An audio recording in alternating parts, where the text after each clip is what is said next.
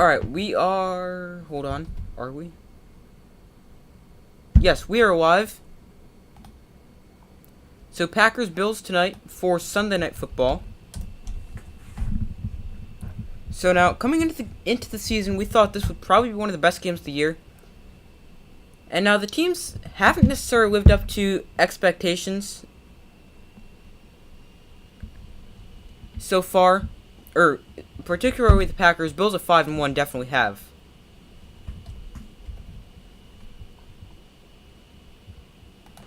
Give me a second to pull up the comments.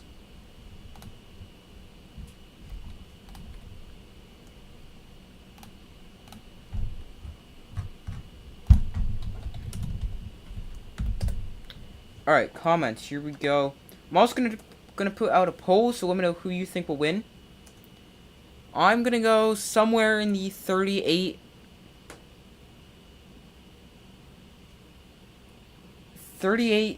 to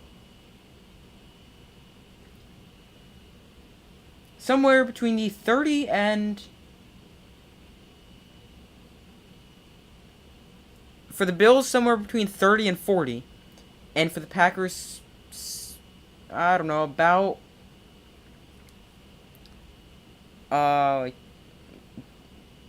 between 10 and 20. So I don't really think this is going to be a insanely close game.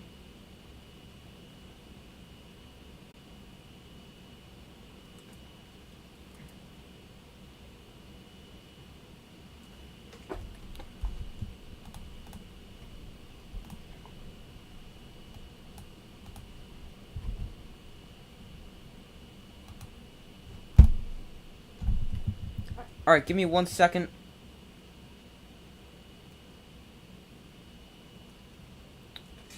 Alright, so let me put out a poll.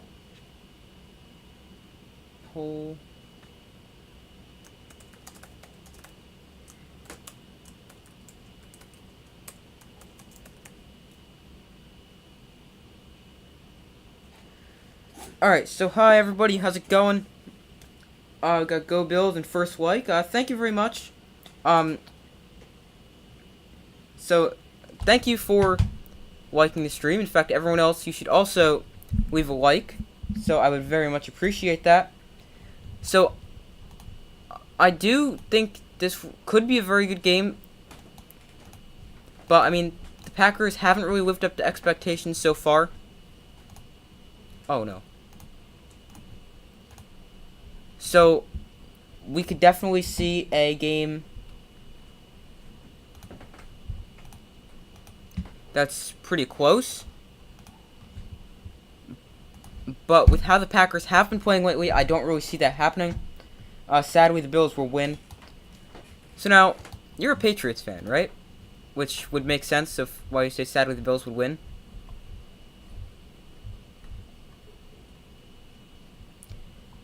But, yeah, for me, I don't really care who wins. I don't really care who wins. Both teams, coming into the season, were I don't know, 2 top 5 teams. Bills were probably the best team.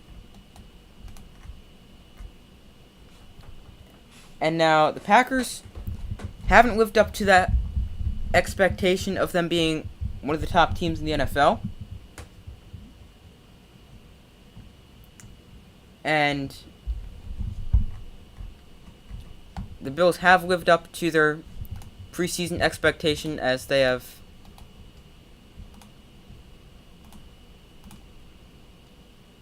one second. As they've been one of the best teams in the league. Patriots will beat the Jets. Their division's pretty close this season. Yeah, it has been pretty close. Because you've got... Let me pull up the standings right now. But you've got the Bills who are at 5-1 at the top. Then you've got the Jets and Dolphins tied at 5-3, and the Patriots at 4-4. So yeah, division still very close. I mean, I still think the Bills are probably definitely the best team in that division.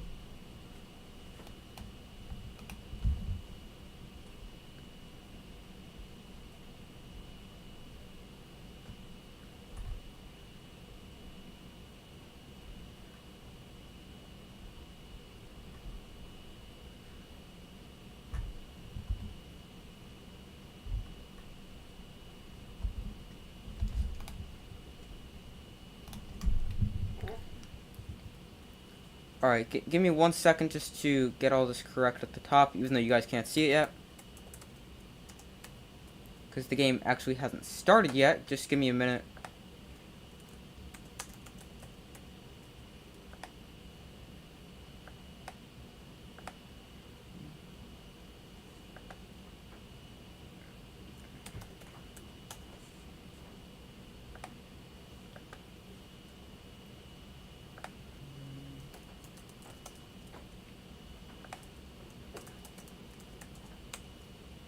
So let me know your score prediction. I don't really know like the exact score that I really think, but I will come up with one before the game begins. I'm gonna go 35-17, I guess.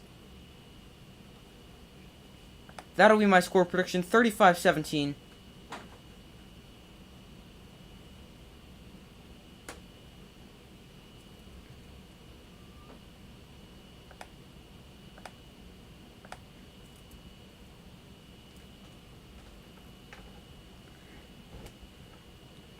Alright, here a lot of the AFC looks good too, or maybe in 3 teams from the AFC East could make the playoffs. Both divisions, conferences are pretty good. The AFC probably has the edge. I mean, there's so many teams I could see ending up the number 1 seed. It's like, really, there's a lot of teams that could still make the playoffs. Like, when you look at it, really, the entire AFC East is wide open. Anyone can go win that division. The Browns and Steelers are probably eliminated, not like mathematically eliminated, but just like what makes sense of how the teams have been playing. But the Browns and Steelers are probably not going to have a chance for the playoffs. Then the AFC South really isn't that good. The Colts and Titans clear top teams in that division, but you never know. And then in the AFC West, hasn't necessarily lived up to expectations. Chiefs, Chargers sort of have been dealing with some injuries, but then the Broncos, who got another win earlier in London, and the Raiders, they've both been pretty bad. In fact, the Raiders just shut out 24-0 earlier. Well, the NFC, it's really wide open. The Packers really need this game to get back to 500 and try to catch up on the Vikings, who are now 6-1. The NFC South is absolutely wild, with the Falcons being in first place, and same with the NFC West with the Seahawks in first.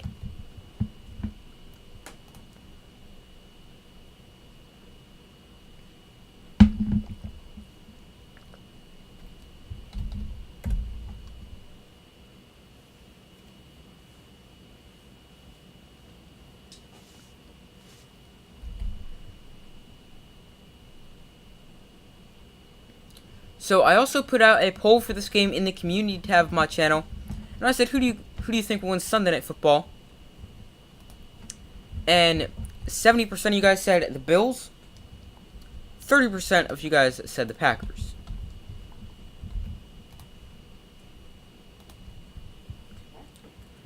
So Bills set to receive the kick. Mason Crosby on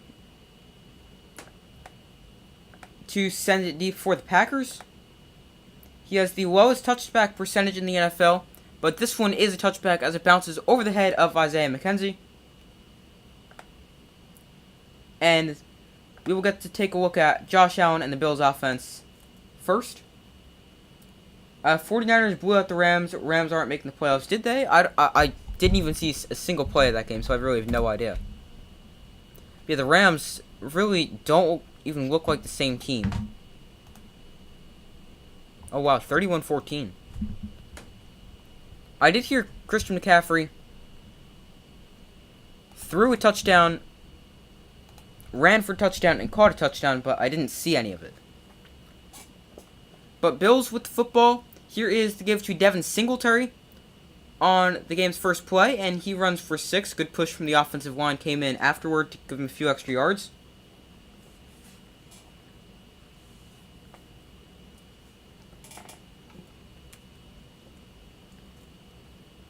Josh Allen through week 7, 330 passing yards a game, first in the NFL, 19 total touchdowns, which is second in the NFL to Patrick Mahomes. So, obviously, Josh Allen having a fantastic season. Has to be an MVP favorite already. Here is Allen for his first throw, and he finds Gabriel Davis, but it is dropped by Davis to bring up third down.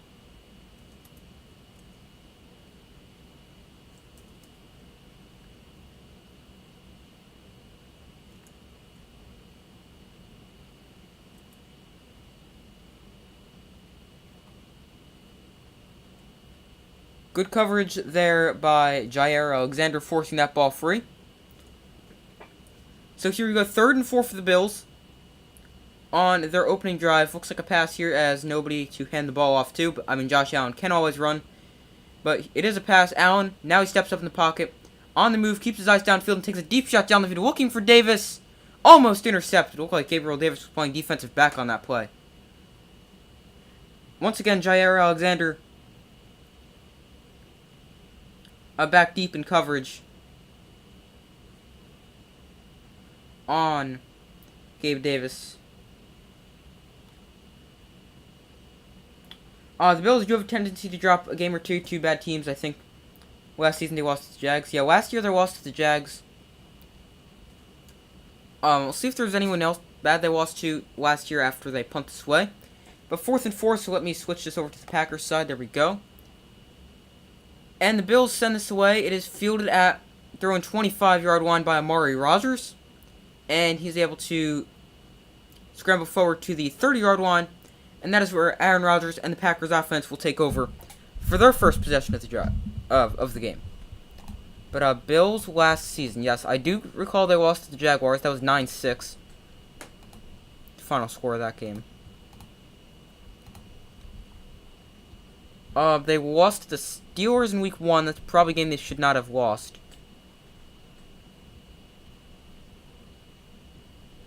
But when you look at their other losses last year, it was week 1 against...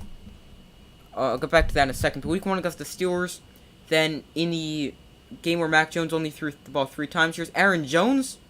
He's able to run for a yard. But that is essentially it.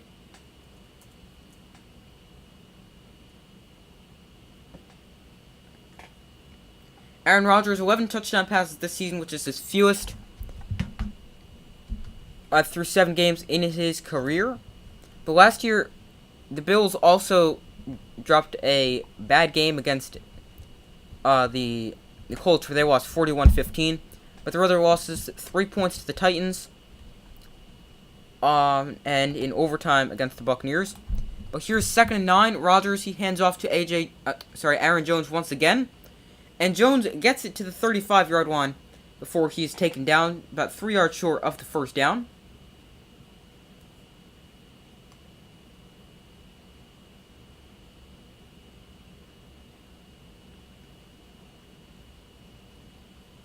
But going back to your comment, yeah, upsets do happen. So, any team can win at any time. Last week, the Packers at Washington, the first time without a 3rd down conversion since 1999. They were 0 for 6 last week on 3rd down. Here is Rodgers to throw, and he fires quickly outside to Sammy Watkins for a 1st down. And now the Packers able to convert on 3rd down for the first time since 2 weeks ago against the Jets.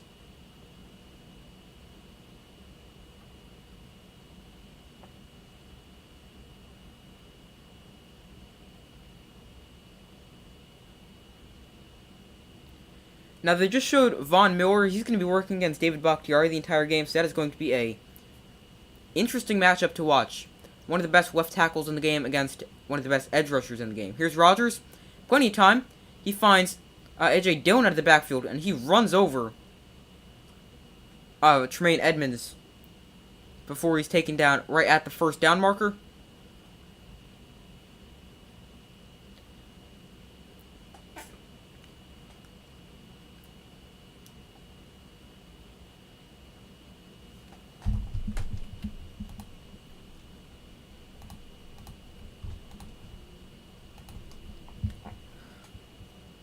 So Aaron Jones is the running back for for the Packers. For second and short. Robert Tonyan in motion. Here is Rodgers. Quick swing pass out to Jones, getting into space. And he is easily able to pick up the first down and gets a few extra yards as well, picking up about 6 there.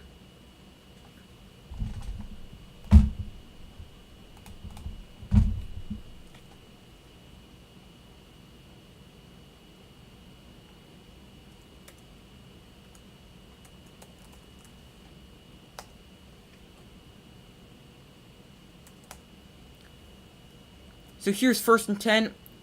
Rodgers hands off to A.J. Dillon before he is met by Tremaine Edmonds after a gain of 3.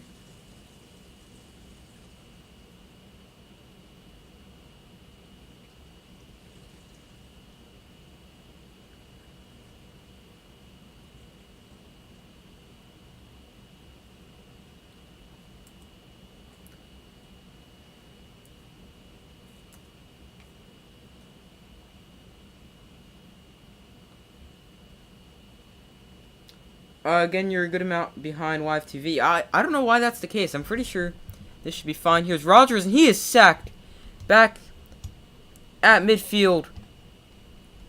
Let me refresh just to make sure, but this should be fine. I'm not sure why that is the case, but sorry about it. Sorry about that.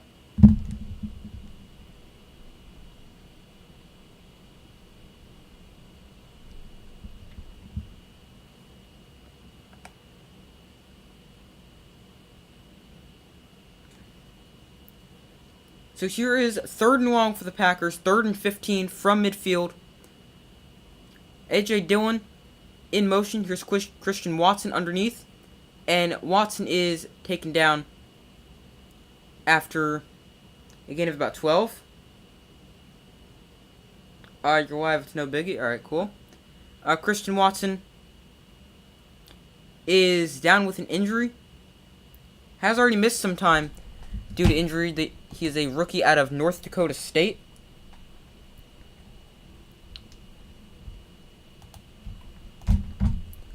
He was a 2nd round draft pick, 34th overall. And he's got 7 catches. He's played in 4 games. And has missed a few others with injuries. Let me pull up each team's roster, because I forgot to do that before.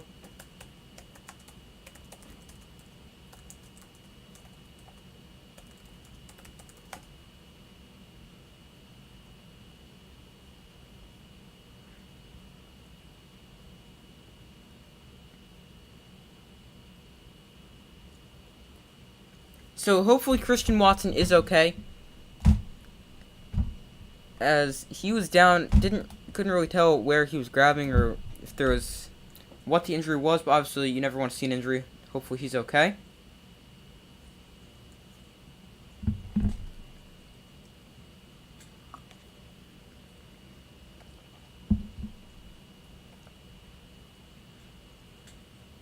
But there is a 4th and 3 for the Packers at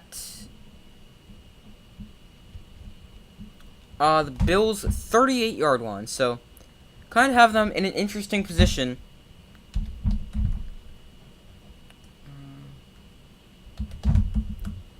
It'd be a 55-yard field goal with Mason Crosby.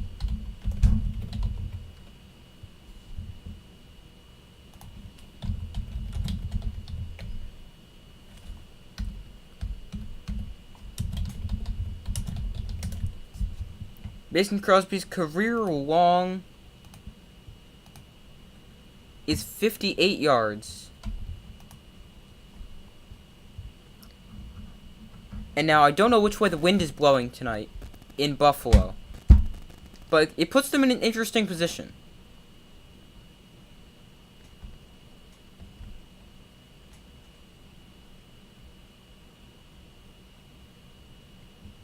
If the Packers are winning, I might have to go check out Tom Grossi's stream to see if he's He's losing it with excitement.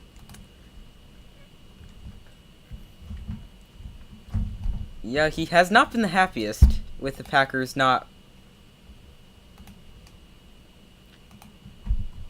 being the greatest. So Christian Watson walks off the field. Packers opting to go for it on 4th and 3. Rodgers empty backfield. Let's see if they actually snap this or if they just try to draw him offsides, which Aaron Rodgers is really good at. Play clock down to 7. They do snap it. Here's Rodgers under pressure and looking for rookie Romeo Doubs, but that is incomplete. And the Bills will take over on downs as their defense comes up big with a 4th down stop.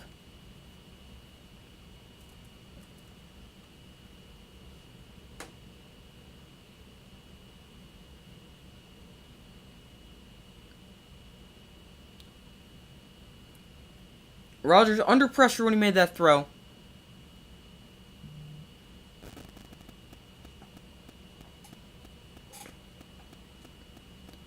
So now the Bills offense back onto the field at their own 38-yard line. It's a pretty good starting field position. They're going to begin this drive with Josh Allen lined up under center. Devin Singletary is the running back. Stephon Diggs now in motion.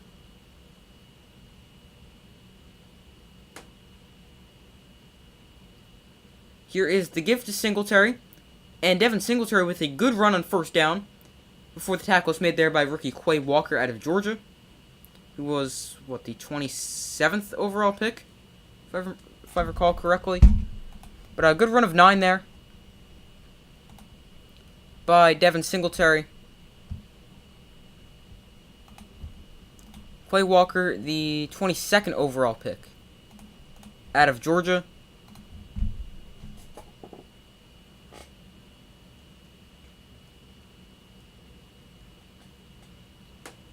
Here is Allen. He hands off to Singletary. And he's able to convert the short yardage situation and get it across midfield before the tackle is once again made by Quay Walker. The one thing that upsets me the most about this season is everyone's blaming TB12 or Tom Brady for the 5 losses. Yeah, it's definitely not his fault. Bad offensive line play has not helped. Brady's played pretty good pretty good this season. He has like 2,000 yards, 10 touchdowns, and an interception. Yeah, the numbers aren't really that bad. It's just the record isn't that good. But I mean, it's not one player. Here's Singletary breaking free. Devin Singletary inside the 20-yard line before he's taken down. Big run there from Devin Singletary.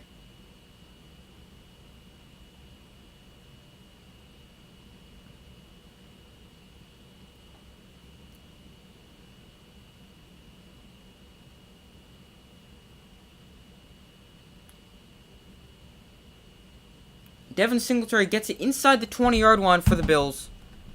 Down at the 16.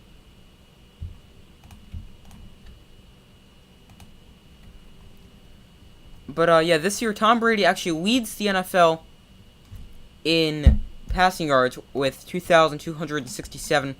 Has 9 touchdowns and 1 interception.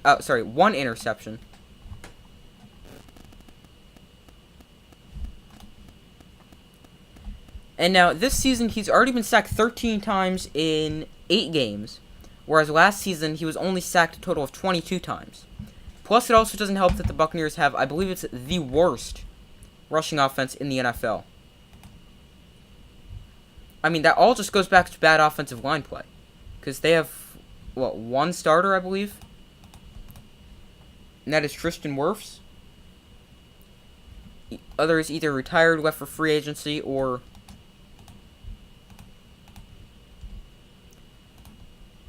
are currently injured. Yeah, the worst rushing offense in the NFL, not even averaging 70 rushing yards a game. The last 3 games, the Bucs receivers have been dropping a lot of balls, especially Mike Evans.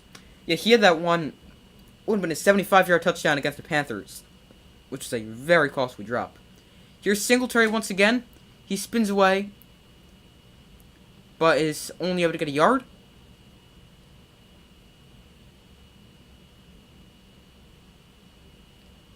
But yeah, it's not totally Tom Brady's fault. Obviously, the offensive line, as I was talking about, they're essentially a one-dimensional offense with no run game at all. And the receivers haven't been doing them any favors. The defense is still pretty good. Not as amazing as they were last year, but still gonna do good enough for a team to get the win. 2nd and 9. Here is the give to Isaiah McKenzie, and he's taken down. Nope, not taken down. Now he's reversing field. Now he looks for a cutback lane. That was just a disastrous play from the beginning for the Bills. 5-yard loss.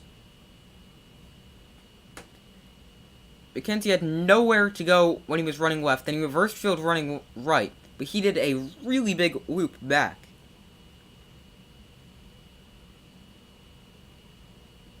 I thought Preston Smith initially got him on the ground. But now 3rd and 14. So loss of 5 there.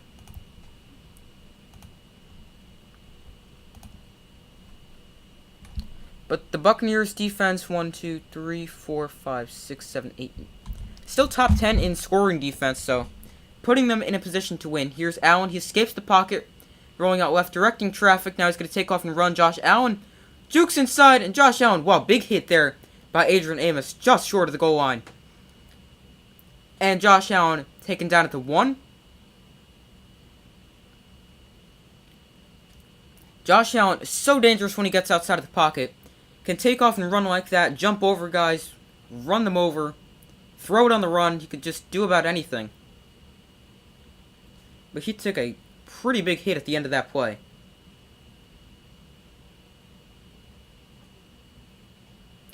Russian quarterbacks upset you because the defenders are afraid to touch them.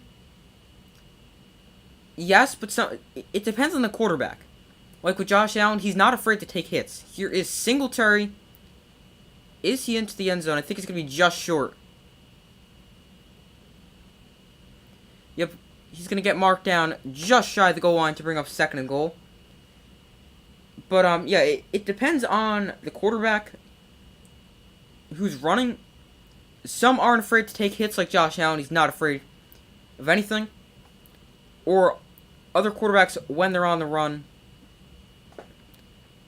quarterbacks, like, I know Tom Brady doesn't run a ton, but, like, guys are afraid to hit Tom Brady. Like, if a quarterback's not going to take hits, and they're just going to slide, guys, I do agree with your point. They're not going to go hit the quarterback because they know they're going to slide before any contact. Allen rolling out left, pump fakes once. Now he's going to try to get to the pylon. Nope, he's going to throw it to an open Dawson Knox in the back of the end zone for a Bills touchdown. Bills strike first here on Sunday Night Football. Find an open Dawson Knox in the back of the end zone. I thought,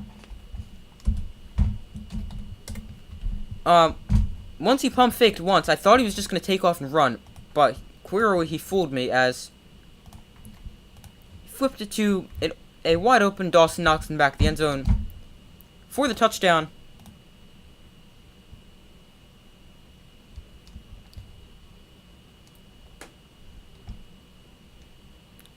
Now, Tyler Bass on for the extra point, and he knocks it right through. So far, everyone in the poll has voted for the Bills, so make sure to vote on the poll if you haven't already. My vote also goes to the Bills, but I can't vote on it as I'm the one who creates it.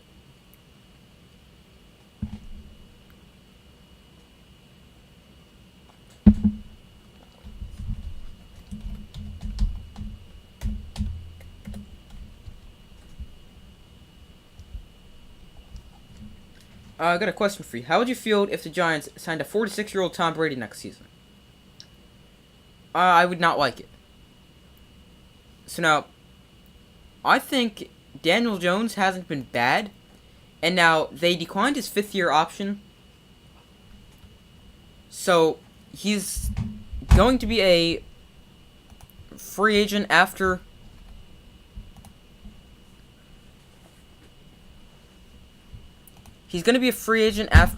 the season. But I mean, the numbers for Daniel Jones aren't amazing, but he's been good for the Giants. And I feel if the season ended today, I feel you should bring Daniel Jones back. He's done a pretty good job this season.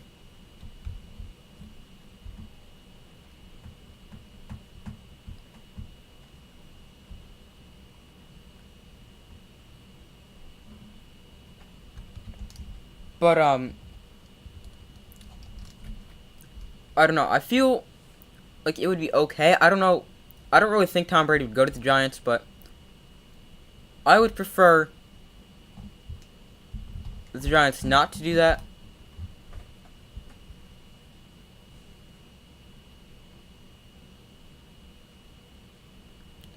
But Packers wide receiver Christian Watson has been ruled out for the remainder of the game with a concussion.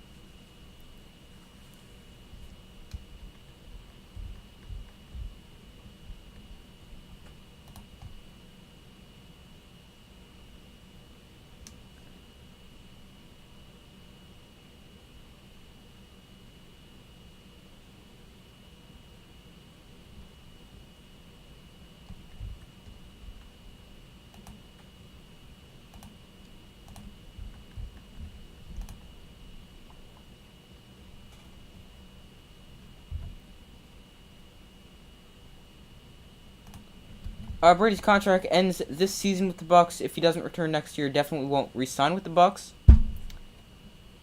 Oh, if he does return next year, definitely won't re-sign with the Bucks. So now, I don't know. I could see him re-signing in Tampa. But here is 25. Don't know who that is. I'll get back to that in a second. But 25, the Packers on the kick return. That is Keyshawn Nixon. But I feel like he could re-sign with the Bucks, but unless they turn things around, I don't really think he will. But I don't know. I feel like he could also definitely retire, as you said, if he comes back. So it's definitely something that everyone's going to be talking about throughout the offseason again. But, I don't know. I feel like he could really go anywhere. I mean, he's Tom Brady. He could essentially do whatever he wants. And a bunch of guys would follow him there because they want to go try to win a championship. Here is Flea Flicker Rodgers. Gonna take a shot way down the field. Holy cow, that's a big throw. Looking for Dubs off his hands. Aaron Rodgers just threw the ball like 60 yards in the air.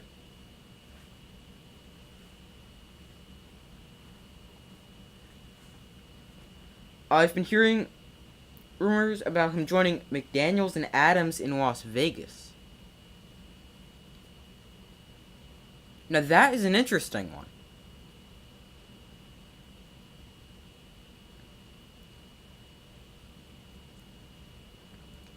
Because is Derek Carr a free agent after this year?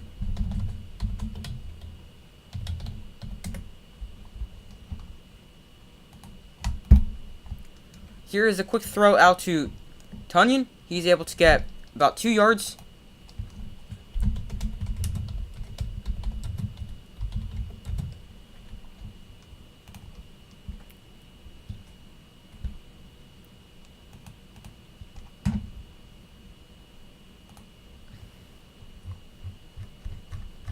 Hold on, give me 1 second.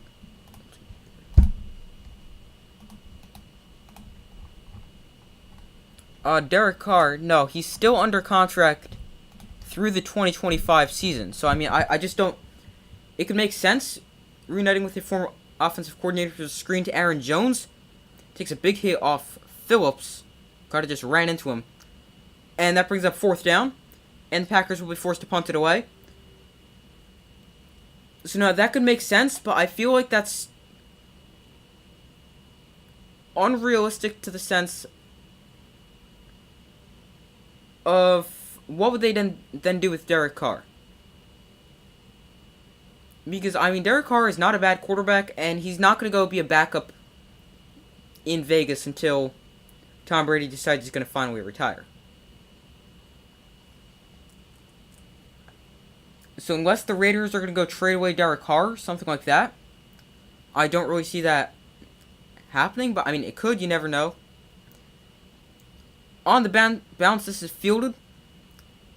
And another good return with good starting field position up to the 48, 49 yard line, as that is where the Bills will begin.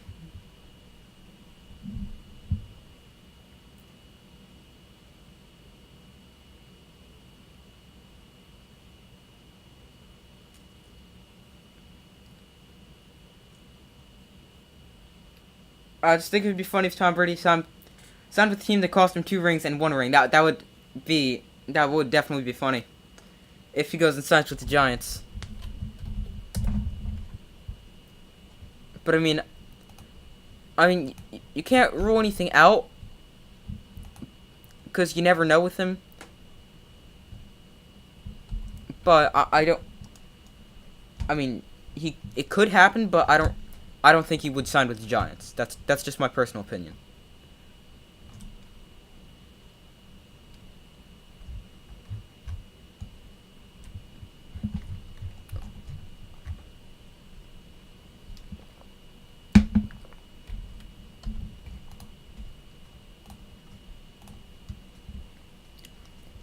So the Bills have looked pretty good to start. They've got a good drive on their second possession, right? Yeah, their first possession they punted, correct? Yeah, they went 3 and out their first drive. Then an 8-play, 61-yard touchdown. And they've been good defensively as well. The Packers had a good drive going, but the Bills able to shut it down.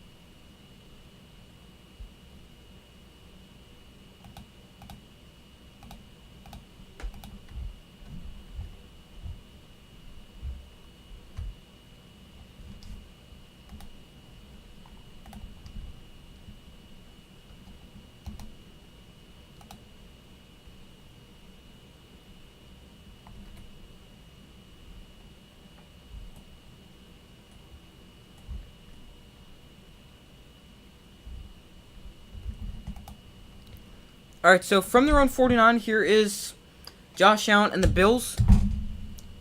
Allen, he looks to throw. Now he's going to step. Nope, he's not going to step up in the pocket. He's going to roll out. And great open field tackle there by Rasul Douglas, keeping Josh Allen for no gain as he tackles him right at the line of scrimmage. The big question is, if he does come back next year and it's not with the Bucs, where? That is going to be the great mystery.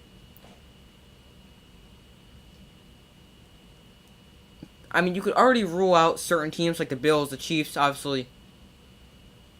Teams already with a franchise quarterback like that. But there would still be a ton of teams in the mix for him if he comes back and doesn't return to Tampa. Here's Allen. He dumps it off to Devin Singletary. And Devin Singletary gets it down to the 34-yard line of the Packers. Big catch and run there on just a little check down.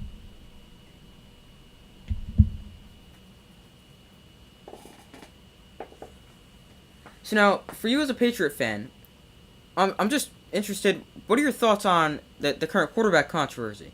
Should Mac Jones be the quarterback? Should Bailey Zappi be the quarterback?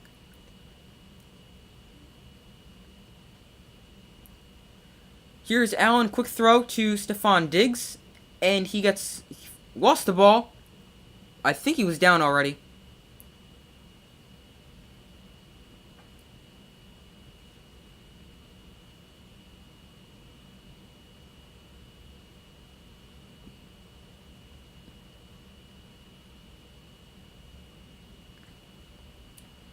Let's see who's got the ball. I thought he was down.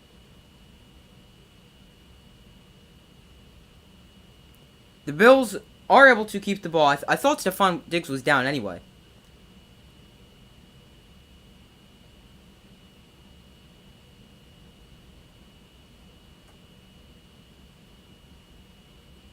Now there's some chirping going on around Stefon Diggs.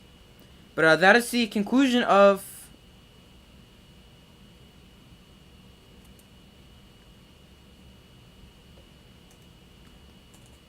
quarter number 1.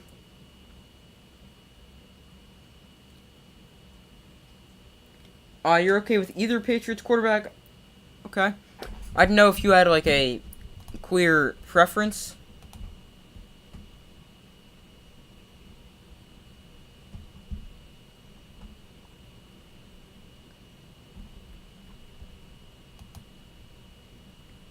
Ultimately, it's Belichick's choice. Yeah, he doesn't really like to name.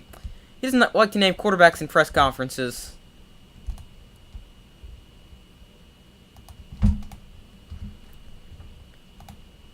But yeah, it ultimately is Belichick's choice.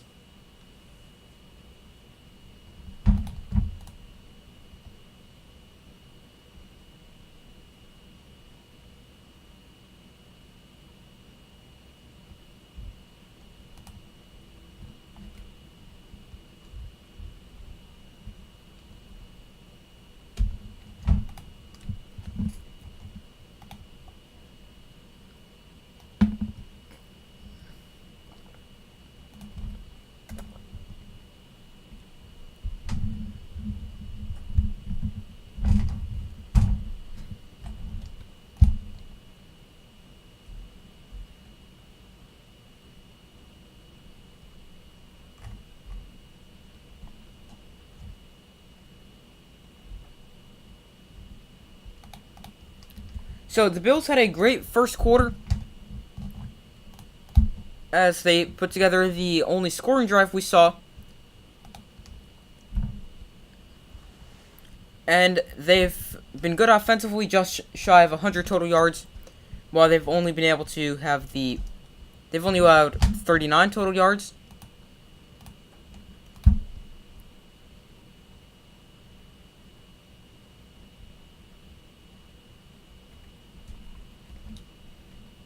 Mac was great before he got hurt, before he got injured. Then Zappe came in looking very good. I think they should stick with Zappe. I think they should have stuck with Zappe. Sorry, until he stunk it up or he got injured. I can understand what you're saying there. I would say, I just feel like then you'd have so many people saying, "Oh, well, how could you give up on the 15th overall pick already?" Which, I mean, they do have a point. It's been a year. Like, look at the 49ers. That they didn't even play Trey Lance at all or very, very little in the first half. In his first season last year, and then this year he got hurt.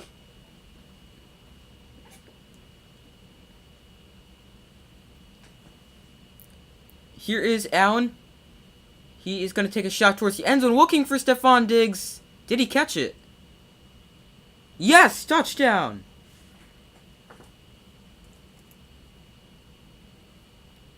I didn't know if he originally caught it. Was able to hold on to it. And the Bills extend their lead to 13-0.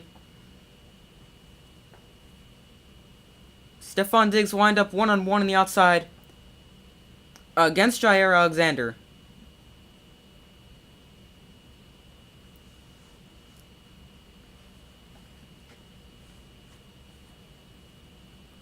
Did he step out of bounds along there? I don't think so, but it was close.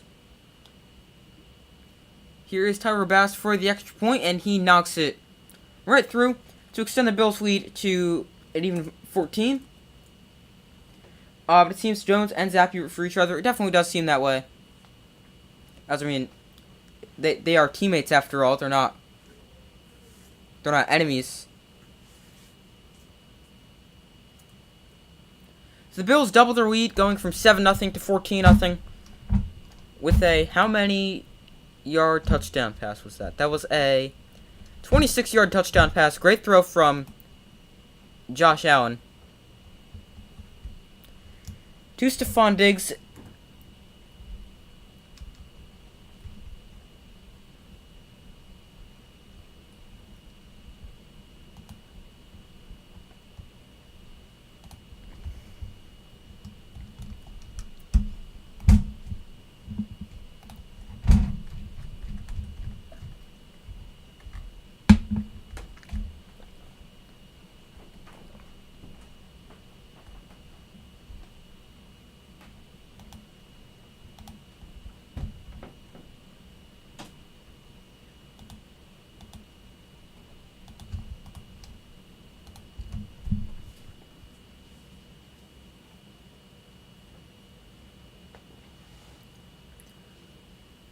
Here on the kick return, I forgot this guy's name, 25.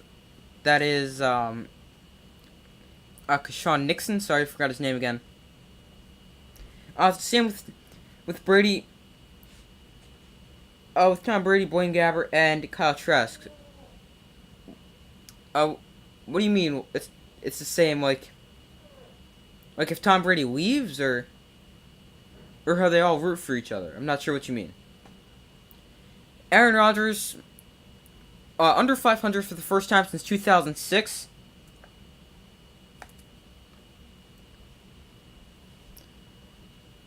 Now, Packers looking to get back to 500 here. Currently 3-4. 14:47 left in the first half. Rodgers. Here's a toss to Aaron Jones. He breaks it outside and is able to get about 6 yards before he shoved it out of bounds. Oh no, I have the hiccups. Sorry about that. If you do hear any hiccups, sorry.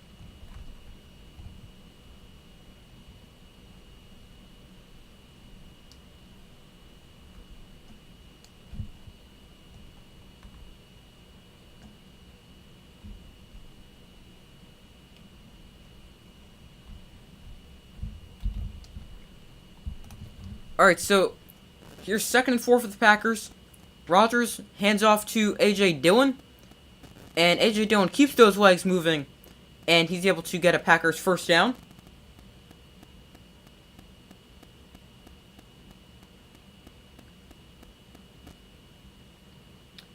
They're all high five on Tom Brady's touchdowns, yeah. They're teammates. They're supporting each other. They're not going to be rooting against your team because you want an opportunity. As the saying goes, there's no I in team. Here is Aaron Jones on the outside. I thought he might flip it around to Romeo Doubs, but he gets 5 there. Blowout incoming. It could be 14-0 already. I think it will, not like a complete blowout, but like, I don't think it will be like insanely close where it'll come down to the final possession. I think the Bills should easily have this one in hand by the time the fourth quarter rolls around. But the Packers, they are moving the ball here on this drive. Rodgers wind up under center for 2nd and 5. And he hands off to Aaron Jones, who plunges ahead for 5 yards.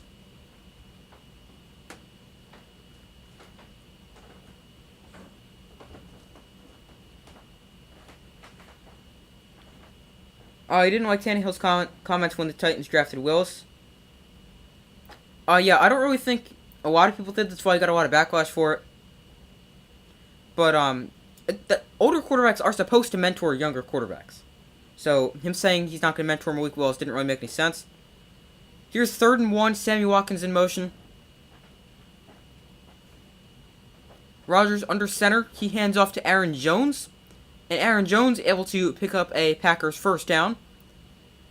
As they're able to run the ball for not necessarily a ton of yardage, but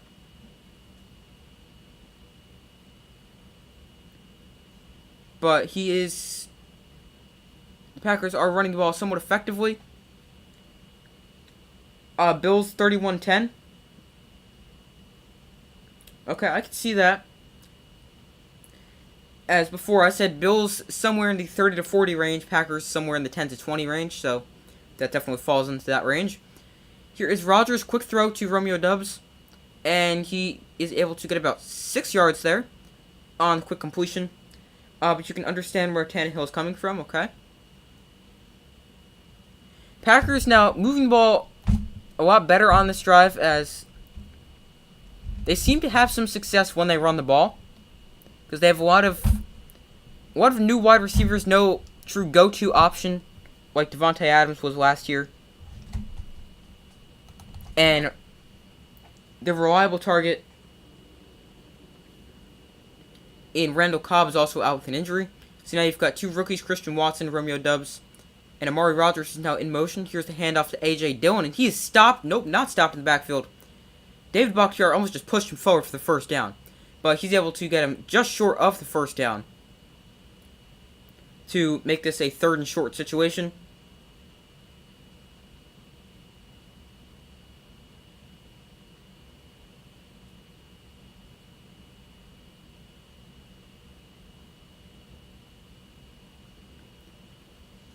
But in your opinion, Tannehill is mediocre at best. Titans rely a lot on Henry. Yes, they definitely rely on Derrick Henry. I mean, we saw that Malik Willis played today. I didn't see a ton of that game.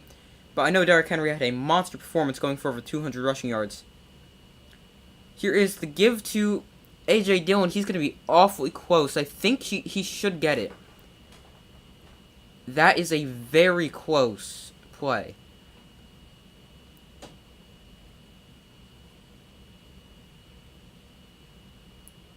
Yes, they did give him the first down, which does seem to be the correct call. But it was very, very close there. And then Tannehill overrated. Yeah, I would agree. Tannehill, I mean, he really isn't a very good quarterback anymore. I mean, I never really thought he was that amazing of a quarterback anyway. Like, I never really thought he would be like a top 10 quarterback when people were saying, when was it? It was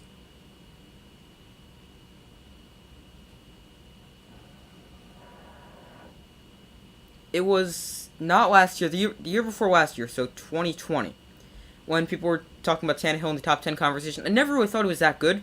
At that point, he had been coming off one of his better seasons, but I would still say he'd probably be close to 15th and 10th there.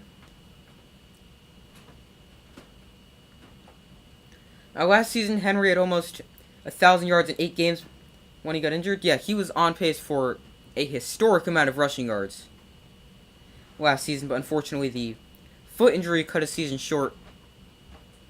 But he's still showing that the injury or the age hasn't affected him,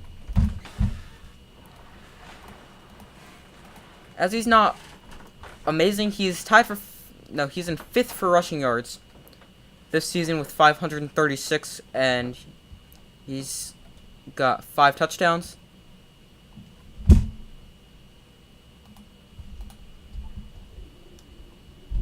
But us Miami fans suffered through 7 years of Tannehill. Yeah, I mean, he's not like brutal, but I mean, he's not like amazing. He was never like a truly elite quarterback. He was never like top 5.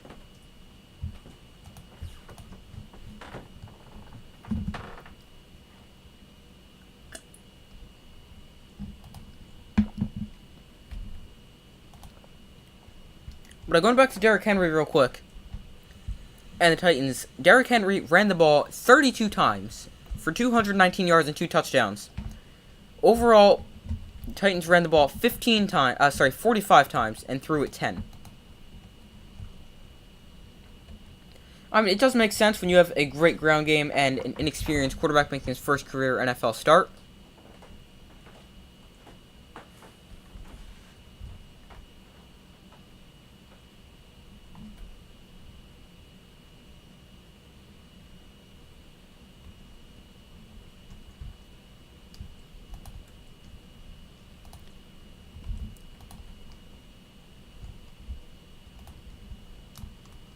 But Henry best running back in the league.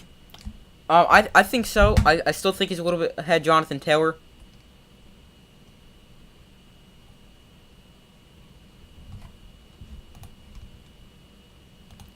And hands down he is. Yeah, I mean, you could make the debate for, I mean, with the season Nick Chubb's having, you could argue him for the top spot, but I still think it's Derrick Henry. He's done it for several years. Aaron Rodgers under pressure and taken down. Several Bill players got home. 91, that's Ed Oliver, was the guy that ended up taking him down.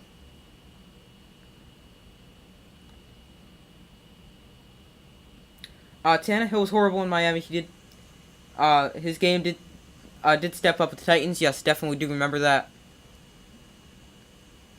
We've got hands to the face penalty on the Bills, so that should take away the sack, as that'll put 1st and 5 penalty on Dane Jackson. Henry looks like Marshawn Lynch. Yeah, he really does when he runs. That was not hands to the face. He put his hand, like, on his neck. I don't really think that should be an illegal hands to the face penalty, but it is. So now first and 10. Chubb good too. Yes, definitely agree. Top 3, I think you could definitely say without any debate. Here's Aaron Jones' big run on 1st down for a gain of 10. But I think you could clearly say without any debate that the top 3 running backs in the league, you could argue about the order, but the top 3, Derrick Henry, Jonathan Taylor, Nick Chubb.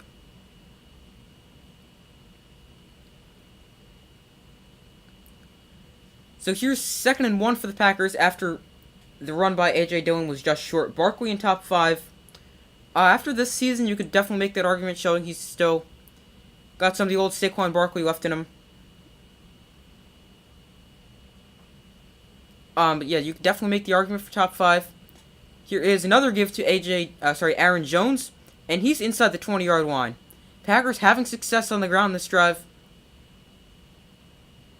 And there is another Packer 1st down, this time picked up by Aaron Jones. Henry can break tackles, run people over. He's fast and can catch. He's not the greatest pass catcher. I mean, he's not going to go be like a Christian McCaffrey out of the backfield and act like he's another wide receiver. But yeah, he can definitely catch passes out of the backfield. Here's Rodgers under center. Flag on the play. Prior to snap, there's going to be a false start penalty. But yeah, Derrick Henry doesn't necessarily have the explosiveness that you may see someone like a Saquon Barkley or a Jonathan Taylor or even a Nick Chubb to an extent. He doesn't necessarily have that explosiveness to him, but he's definitely got that breakaway speed. Josh Jacobs. So, when I did my running back rankings before the season started, he was just inside my top 20, I believe. He might have been an honorable mention. Here is another give to Aaron Jones, and he's able to fight off initial contact before picking up a gain of 3. Yeah, after this season, Josh Jacobs, he's probably in the, well, I don't know, I would still say he's not necessarily quite top 10 yet, but I would say he's in, I don't know, sort of top 15, within 16, 12, I would say, is a good range for him as of now. Your Patriots didn't draft him in the 1st round. He hasn't been great so far in his career, but this season, especially lately, he's been on a tear, running for 140 yards. Actually, I don't know about today, but before today, here's Rodgers floating one to the end zone. Touchdown! What a catch there. Reaching behind the defender is rookie Romeo Doubs. Huge touchdown catch. Getting the Packers on the board and back into this game.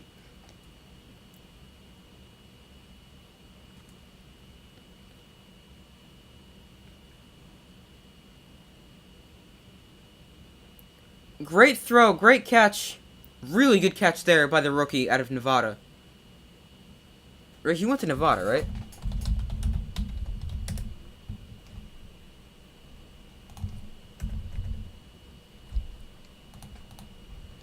But Crosby knocks through the extra point. Romeo Doubs. Yeah, he went to Nevada. But let me change this to 7 now. Alright, there we go. And I'm also going to change this ball mark before I forget.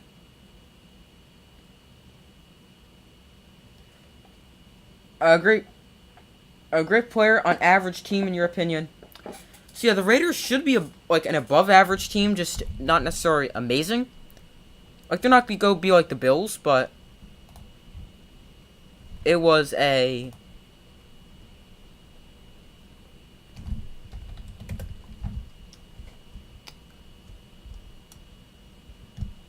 Um, I just forgot what I was gonna say. Oh, they're not necessarily like the Bills, but they should still be a above average team.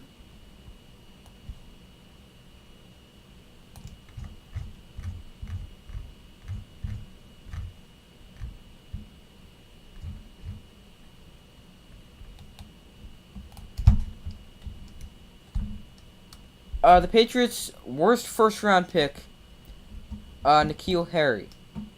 Henry was in that draft class.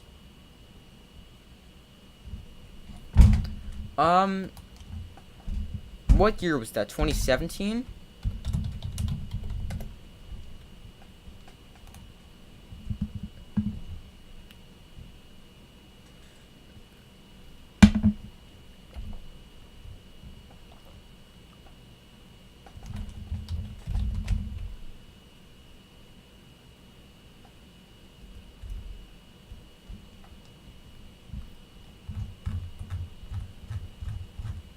What year was Derrick Henry picked?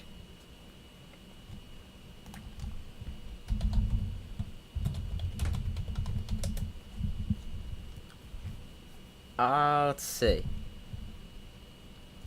Derrick Henry. Yeah, he was a 2016.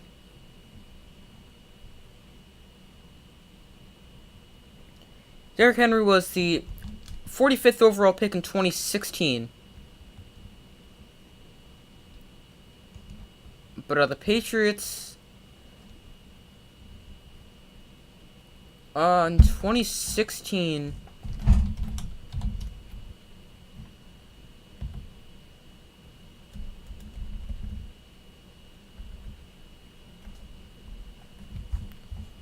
Hold on, give me 1 second.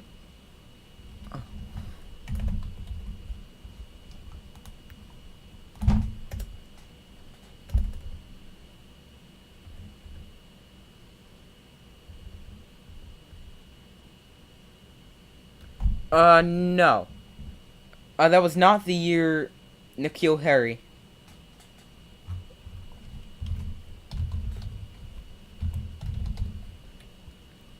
N'Keal Harry and Derrick Henry were not in the same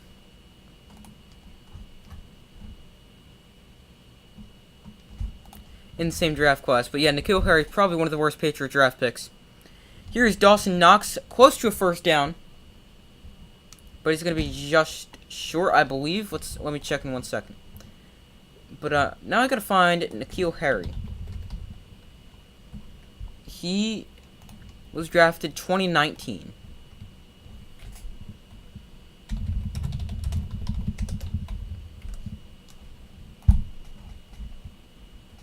N'Keal Harry was drafted 2019 at 32nd overall.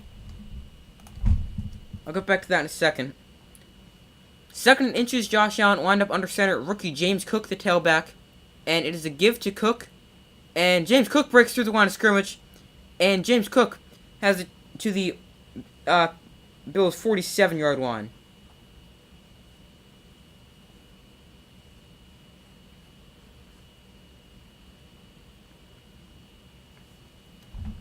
James Cook, I thought he'd have a little bit of a bigger role, but not necessarily a huge role for him. But he has seen some playing time, really not a ton. He remains in the game here for this first down play, and they go right back to James Cook. Preston Smith in on the stop as Cook gets the ball to exactly midfield.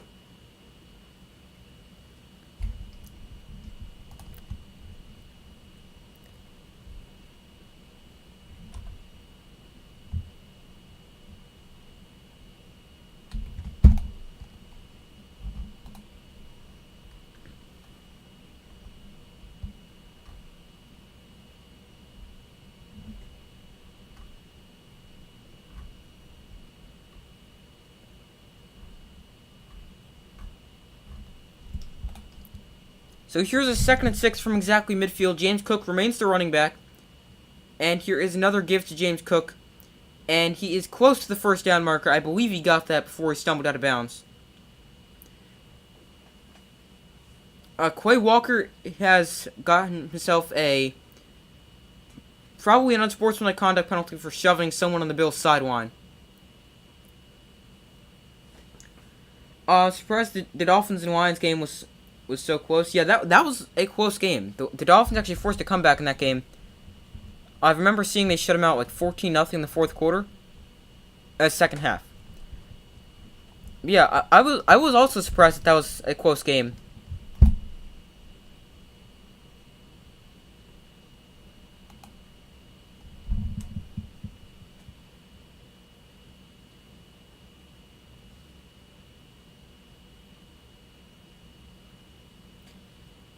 So yeah, that's an unsportsmanlike conduct penalty on rookie Quay Walker out of Georgia, as he shoved somebody on the Bills' sideline after forcing his former teammate, James Cook, who also went to Georgia and won a national championship there last year, with Quay Walker.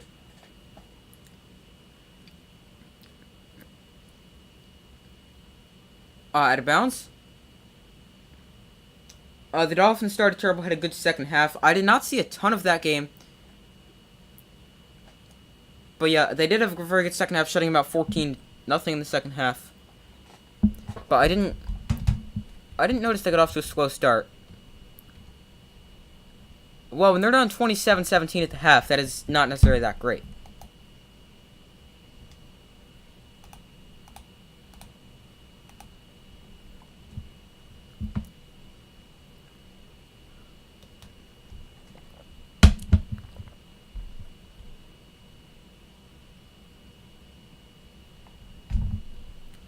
So, they just stopped play. Sorry, it took me a minute to figure out what it was exactly because I don't have my volume on, just so nothing gets picked up by the microphone. But Quay Walker has been thrown out, and he's been ejected for the rest of the game for shoving a Bills coach, or assistant, whatever. I don't know who he was on the sideline.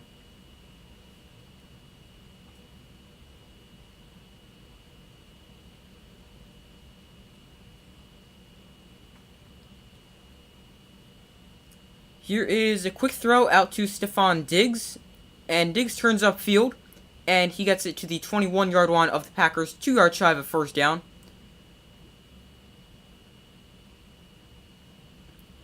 So Quay Walker tackled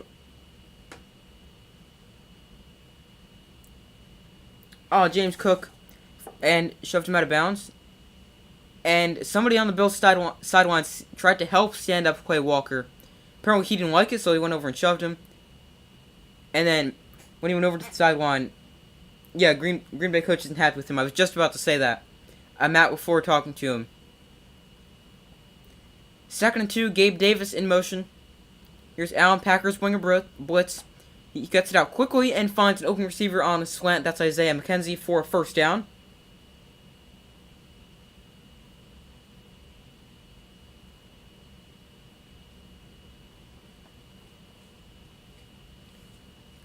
So now, 1st and 10 for the Bills. They're moving the ball very effectively on this drive, putting together what could definitely be a scoring drive after the Packers had a scoring drive before.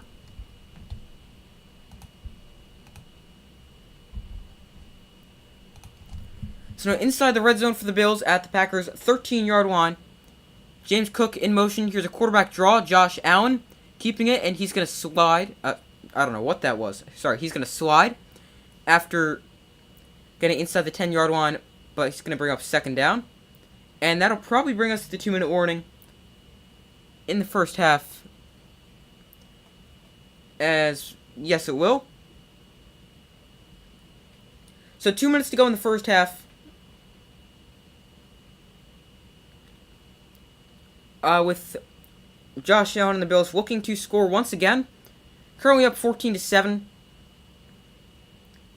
Your Patriots have the Colts next week, I think. Could be 5-4.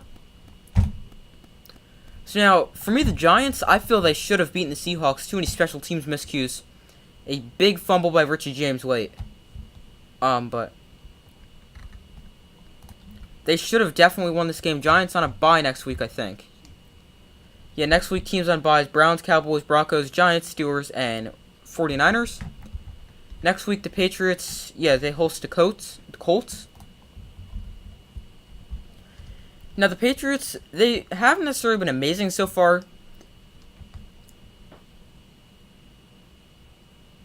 but I would say with the remainder of the season, they'd probably end up with I would say they'll probably be 5-4. Then the Jets. No, the Colts bye, then the Jets at Vikings, home against the Bills, at the Cardinals on Monday Night Football, at the Raiders on Sunday Night Football, then home against the Bengals, home against the Dolphins before in Buffalo. So realistically, with that, the rest of that schedule, I could see them. Well, that would be 5-4 with a win against the Colts, 6-4 win against the Jets. We'll go loss to the Vikings to be 6-5, loss to the Bills, that'll be 6-6. Loss to the Cardinals and oh boy. I don't know, a lot of tough games left for the Patriots. I mean, realistically, I could see them going like 6-11.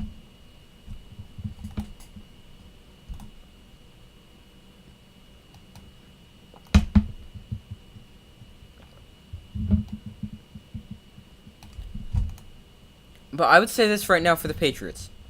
No game left on their schedule, even though they have the Colts and Jets as the two easiest teams.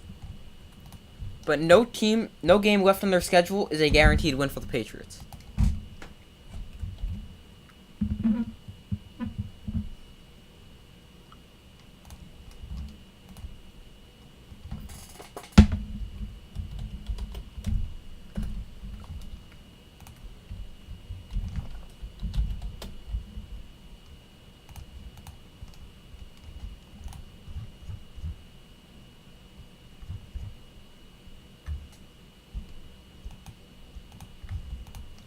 Here is Isaiah McKenzie, and he gets into the end zone for a touchdown. Bills touchdown, sorry, I missed the beginning of that play. It looked like a jet sweep to me.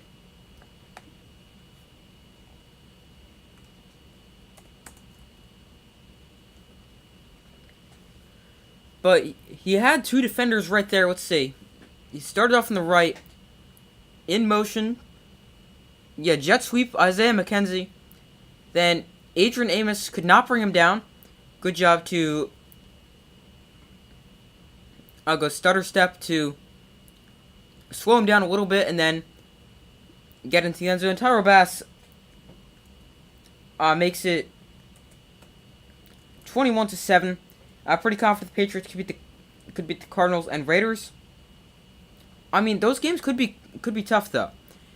I could definitely see them with the win, but they could be tough because in Arizona and in Las Vegas, I mean, it's not going to be easy. Especially because both teams could be trying to fight for a playoff spot later in the season, as those games are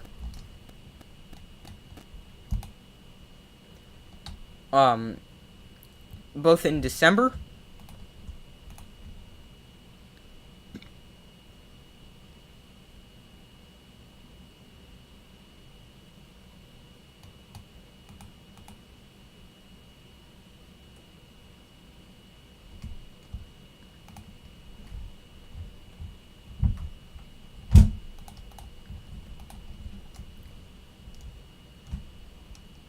Never count out Belichick.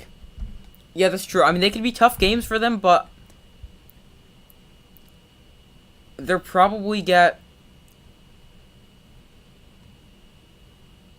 some extra wins just because how good of a coach Bill Belichick is.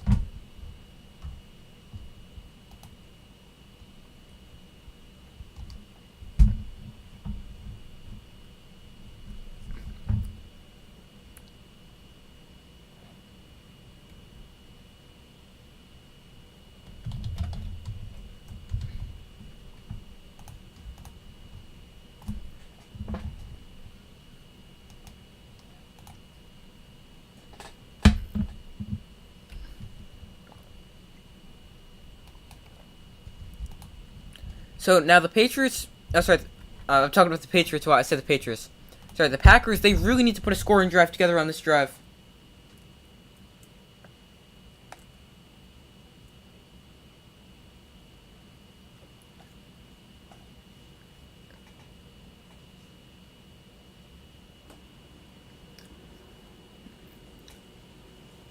But the Packers, they need to get this down to, I don't know, at least an 11-point game,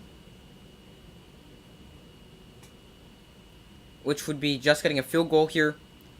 Ideally for the Packers, a touchdown, and occasionally with the Pats split with the Dolphins. Yes, but the Dolphins they've been pretty good against the Patriots recently, I believe. Can anyone actually stop this Bills offense? Can anyone physically stop them? No, not really. How you beat this Bills team is you outscore them, but that is hard because they have the best defense, the best scoring defense in the NFL for the second year in a row. On the kick return, I keep forgetting this guy's name. Number 25, that is Keisean Nixon. I can't remember his name.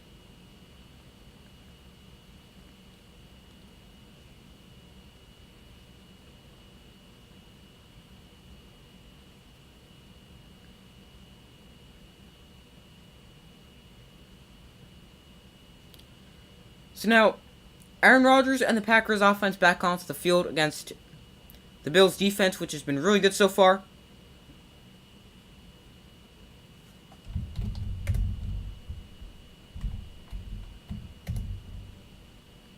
The Bills defense, which is 14% of the time lowest in the NFL, and they still have the highest pressure rate, I think that's said.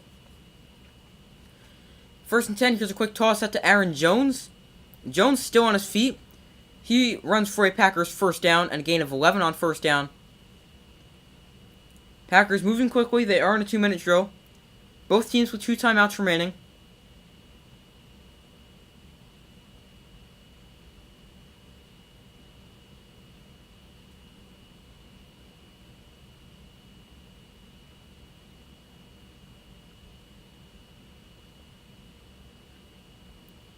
Here is Rodgers. He's going to take a shot over the middle, and are they marking that intercepted? Apparently intercepted by Matt Milano. Off of Robert Tonyan. I thought that hit the ground.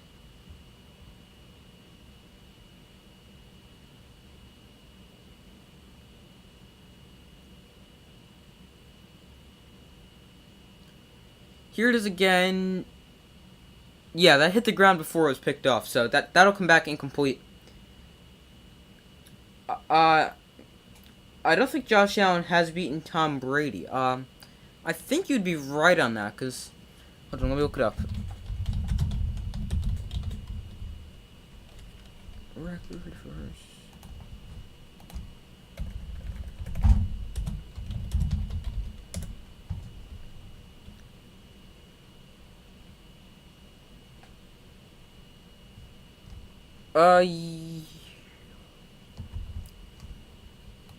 Yeah, Josh Allen has never beaten Tom Brady in football or in golf, as if you remember in the match when it was Aaron Rodgers and Tom Brady against Josh Allen and Patrick Mahomes. Josh Allen and Mahomes lost that one as well, so Allen 0 for 4 in his football career against Brady. But here is 2nd and 13. They did make the correct call, making this 2nd and 10 and an incompletion. Here is Rodgers. Steps up in the pocket and under pressure and taken down. Greg Rousseau with the sack. He's having a big season. But a lot of that reason is because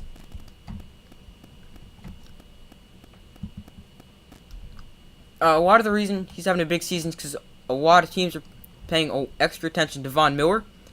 And when you've really got to pay attention to the entire defensive line of the Bills with Ed Oliver, Greg Rousseau, it's just so good.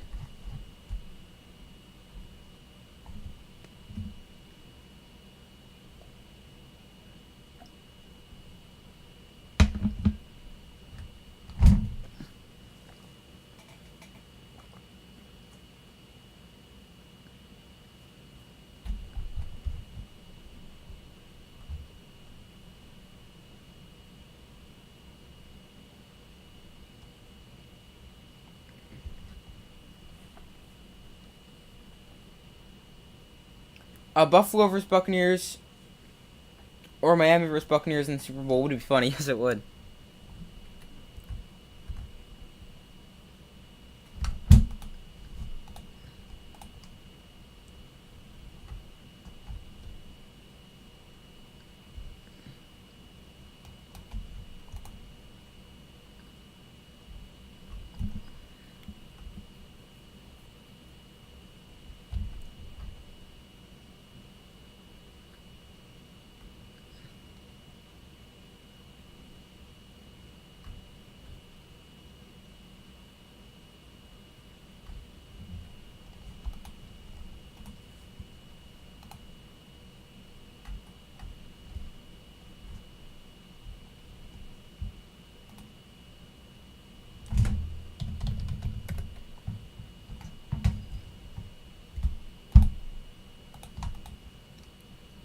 So the Packers currently have the ball. I believe they called their second timeout. No, the Bills called a timeout.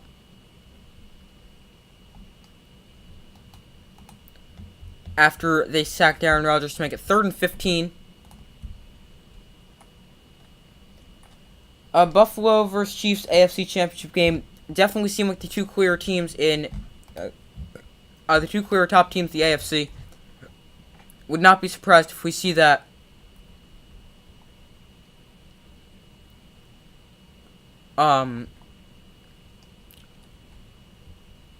If we see that once again.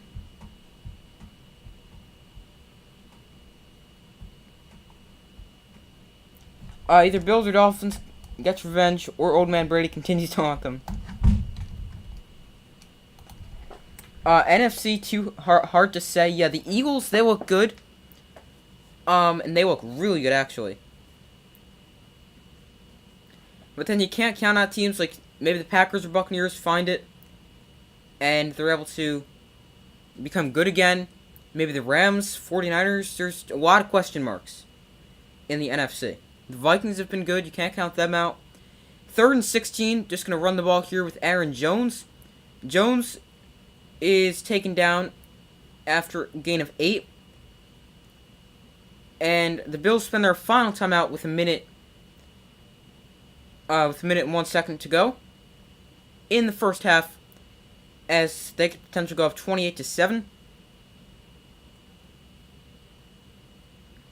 I don't believe the Eagles have played a top-tier team. Who have the Eagles played? Yeah, they haven't played like elite teams, but they've been good. They've played the Lions, the Vikings, but I mean on Monday Night Football. Then the Commanders, Jaguars, Cardinals, Cowboys, Steelers, and then they're not going to really play a truly super talented team until the Packers. But that is, who knows how the Packers will be playing. Is they going to be playing like this?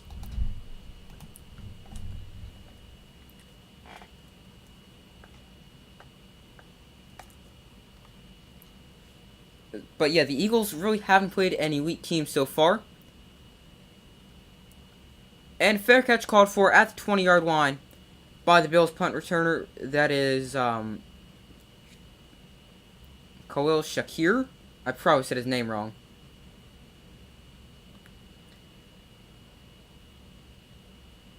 Miami is two of the best wide receivers in the NFL. You had very, very good two elite wide receivers in Jalen Waddle and Tyreek Hill.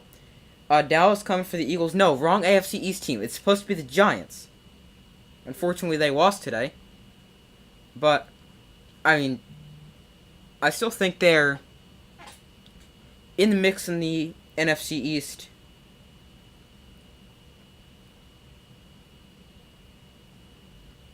Here is Josh Allen, under pressure, but first he's going to take a deep shot down the field. Wide open, Stephon Diggs, and he hits him wide open.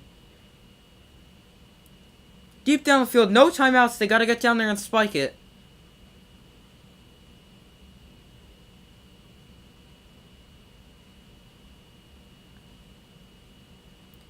Not going to spike it, just going to go ahead and run a play. Gain of 53 there, almost all of that through the air by Josh Allen. Now he's going to escape Rashawn Gary, roll out right, and just dart out of bounds. Cowboys are stepping up as of late. Yeah, the defense is still really, really good. The offense has been good again. They scored almost 50 points today.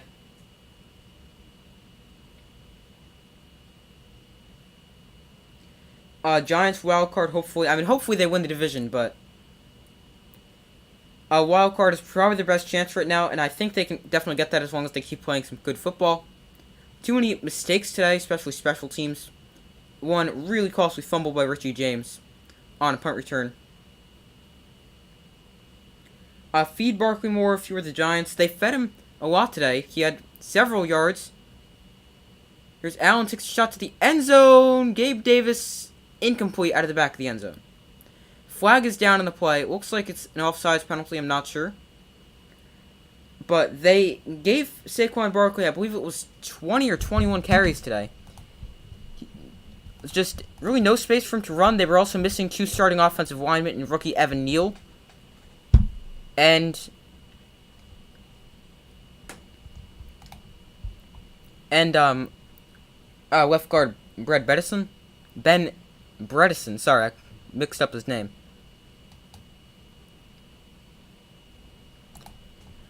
But yeah, today the Giants, they ran Saquon Barkley 20 times, but he was only able to muster 53 yards and a touchdown. He also caught 3 passes for 19 yards.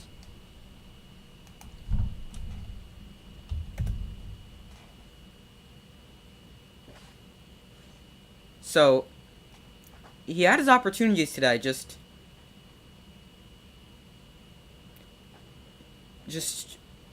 not really able to make a ton out of it.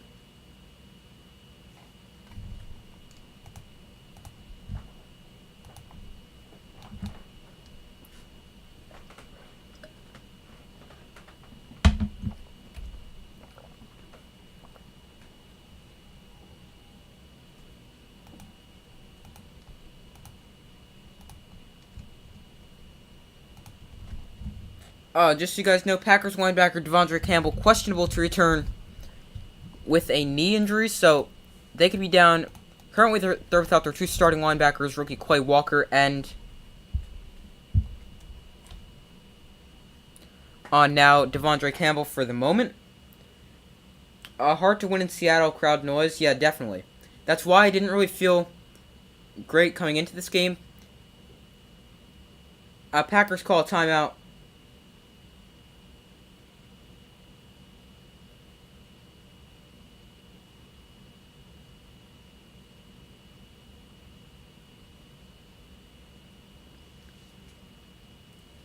But, yeah, that's why I was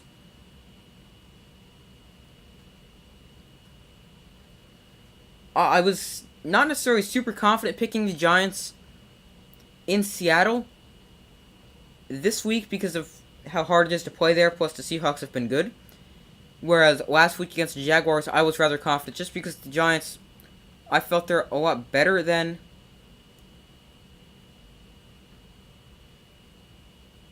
the Jaguars, and they definitely ended up getting the win. But, yeah, not able to come out on top today. Here is 2nd and 7, empty backfield for Josh Allen. 10 seconds to go, so this probably goes to the end zone or out of bounds. And this one does go to the end zone. Looking for punt returner Shakir. That one is incomplete. Now 3 seconds to go. That'll bring up 3rd and 7, but the Bills will line up for a field goal.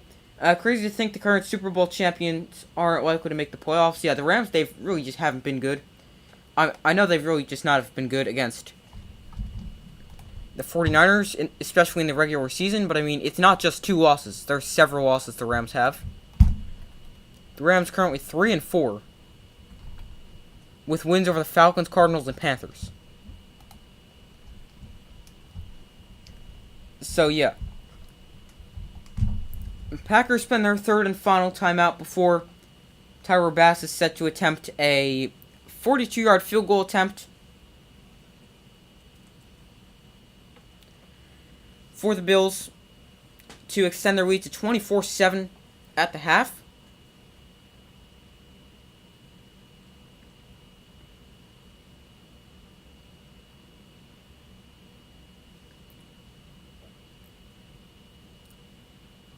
So here is 3rd and 7, not that the down and distance matters.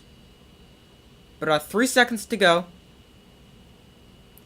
Here is a 42-yard field goal attempt from Tyler Bass. According to Next Gen Stats, make probability 79%.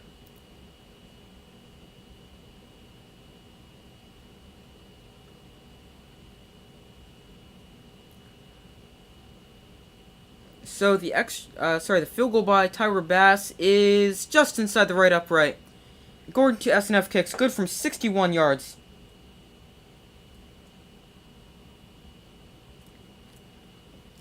As we reach halftime.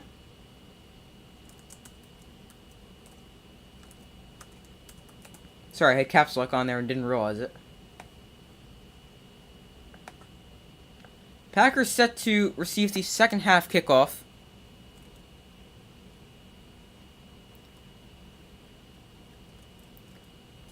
So they're gonna get the possession, which they definitely need. The Bucks have the Rams next week, I think. Let me check. Yes, Rams Buccaneers next week. That is going to be a big game for both teams. Both teams at what, 3-4 right now?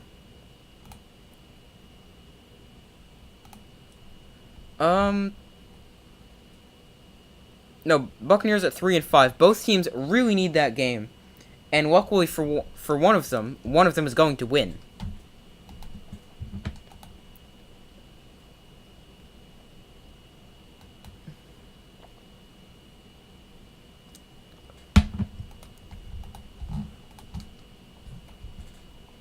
But I'm gonna go take a very short break as I do at every halftime.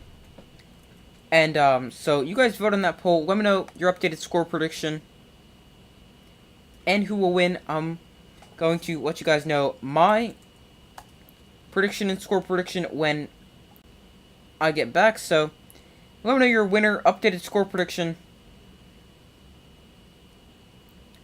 and I will be right back. Just give me 1 second.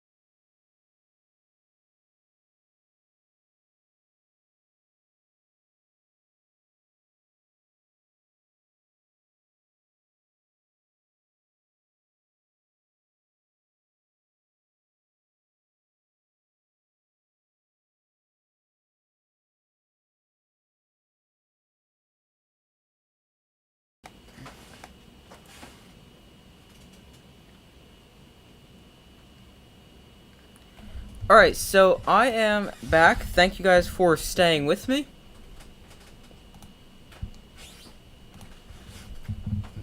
So, I will get to the comments in a little bit. But first, I'm going to go over my updated score prediction. So, I still think it will be the Bills winning, as, I mean, they're up by, 17 points at the half? Let me just make sure my math is correct. Yeah, up by 17 at the half.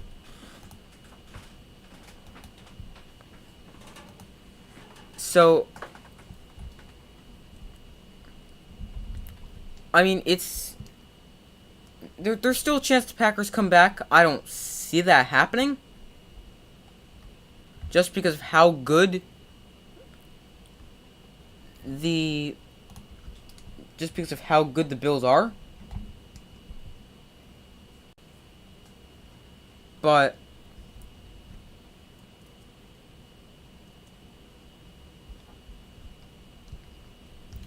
just because of how good the Bills are. But I mean, you never know. My updated score prediction, you said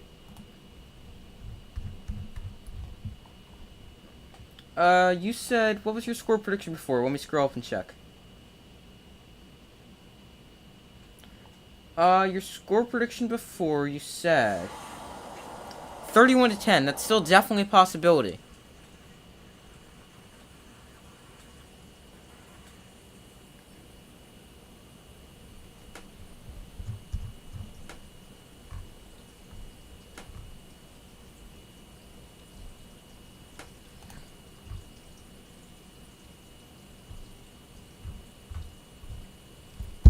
But my updated score prediction for 31-10 is still very likely.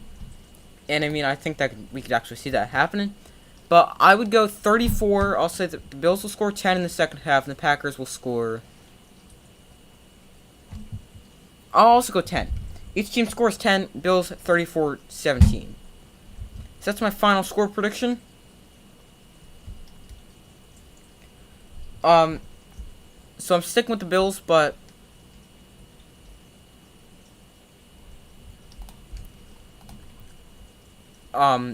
score prediction 34-10.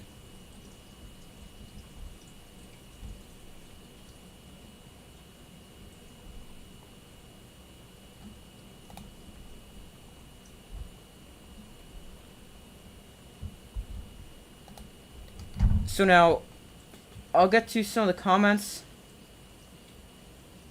The question is, what team would it be for next season?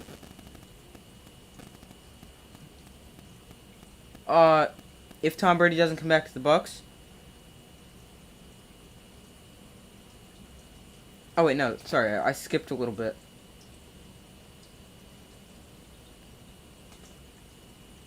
Where was it? Oh, will Brady keep playing next year? He seems distracted. And then I saw you brought up the divorce. Which, I mean, I feel like that could definitely be part of it. But I don't know. I mean, I feel like he could definitely retire here, end of his contract, not wanting to sign somewhere else. I feel like he definitely could. In fact, he probably will. That's kind of what I think he will do. Especially if it's just not necessarily that good of a year for him and he's not playing. And then you said if he does, then come back to... He wouldn't come back to the Bucks. I would probably agree, especially if they have a really bad season this year.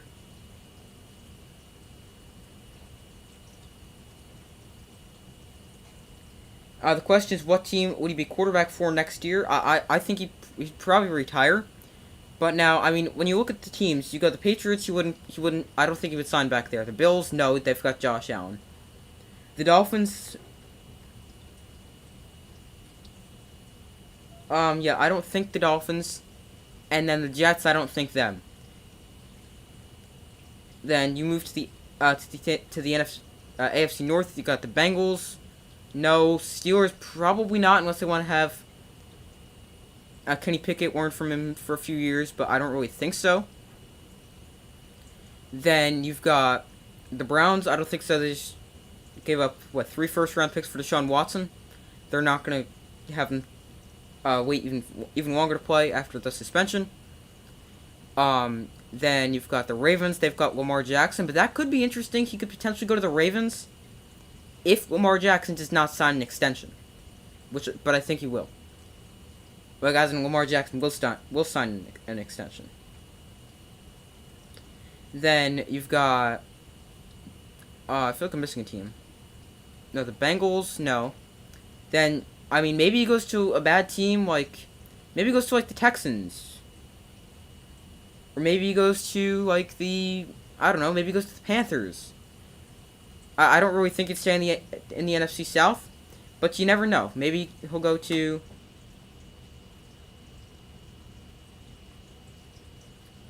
Maybe he'll go to Atlanta or Carolina. You never know. Maybe he'll go to Seattle. Geno Smith has been good. Sorry, I don't know why this is being slow. Sorry if that is the case. I'll get back to the comments in 1 second, but Deshaun Watson actually is not returning week 11. It would be, I believe it's week 13. He's suspended 11 games, plus bye week in week 12. So, I think it's week 13 that he returns, but he's suspended 11 games. What? Why did you just say video unavailable?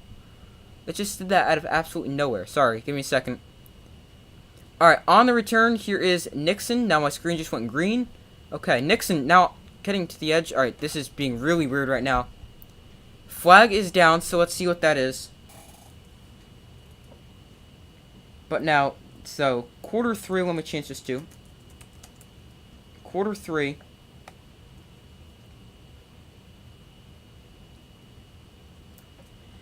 During the return, holding on the Packers, that'll back them up. Deshaun Watson, I thought he was suspended 11.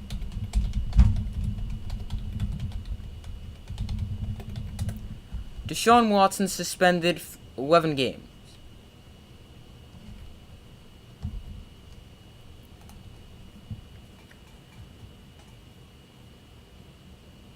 Going back to your comments about Brady, you brought up the divorce, which I definitely agree seems to have shook him up, as you said.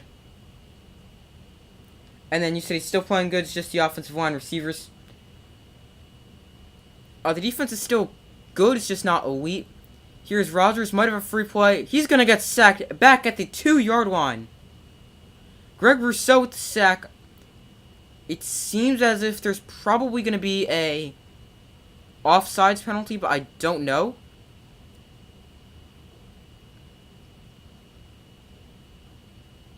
It is offside, so Rodgers had a free play.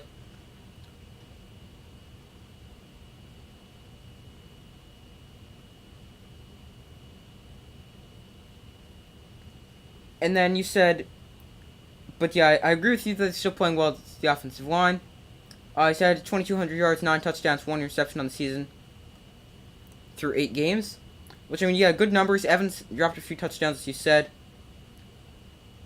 And then you said you wouldn't mind seeing Brady with the Dolphins next season with him, Hill, and Waddle.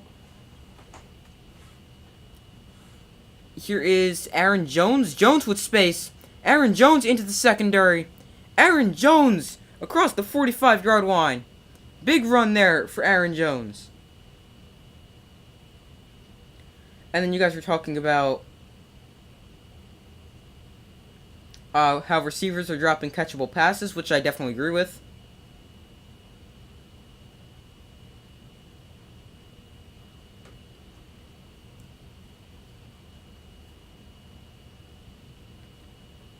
Aaron Jones now 12 carries, 103 yards. He remains the running back here, and he gets the carry.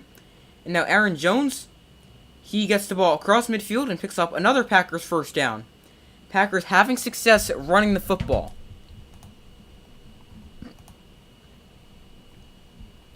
They're averaging 7.4 yards a carry as a team, and as a team they're averaging only 5.6 yards a pass.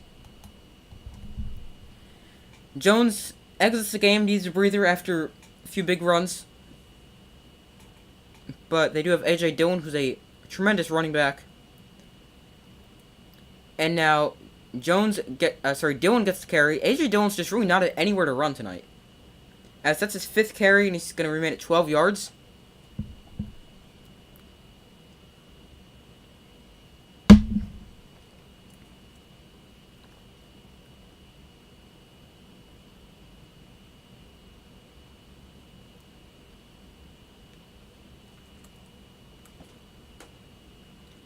But Matt LaFleur, in his 4th season as the Packers head coach, 13 wins in all of them.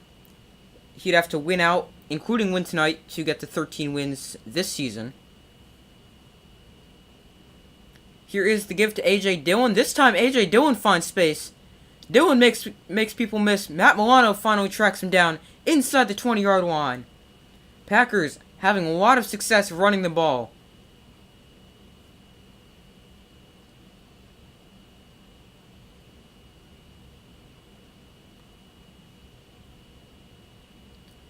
A lot of success running the ball now for the Packers.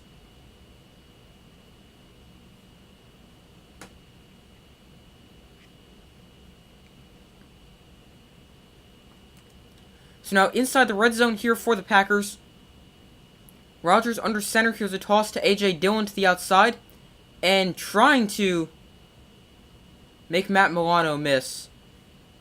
And stiff arm A.J. Dillon. But he's taken down in the backfield, and now he's very slow to get up. Sort of landed weirdly. And now he's helped off the field by the trainer, so hopefully he's okay.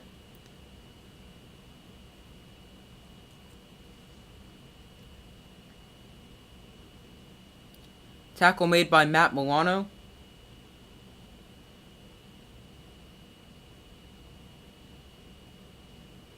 Ooh. His legs sort of bent a weird way. Like right where your leg bone connects to your pelvic bone. Looks like it bent a weird way. That looks like it hurts, so hopefully he's okay. Aaron Jones back in the game. Romeo Doubs in motion. Play action. Rodgers. He finds number 81. That's the 2nd string tight end. That is DeGora. For a good chunk of yardage there. That is their 2nd string tight end, 3rd year player of Cincinnati, Josiah DeGora.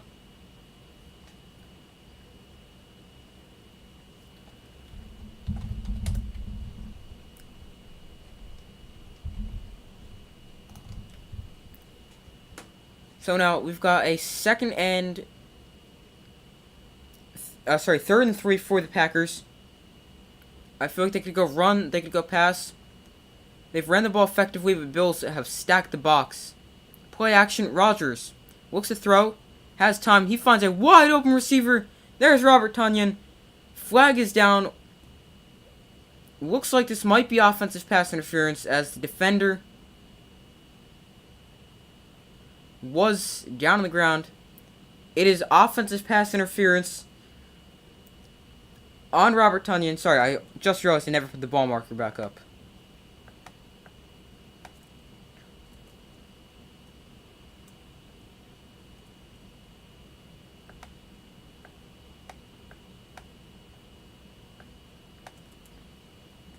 And now, as I was putting the ball marker back up, I missed the replay. But, offensive pass interference, Robert Tonyan preventing a touchdown.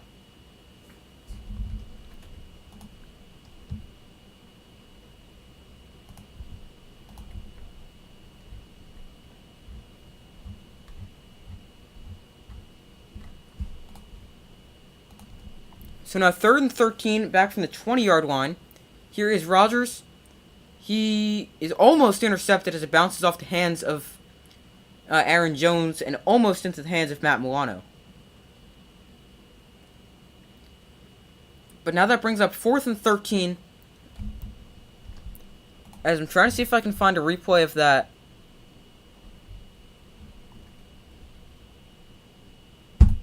Of that pass interference. It hit Matt Milano right in the face mask, and he wasn't able to pick it off.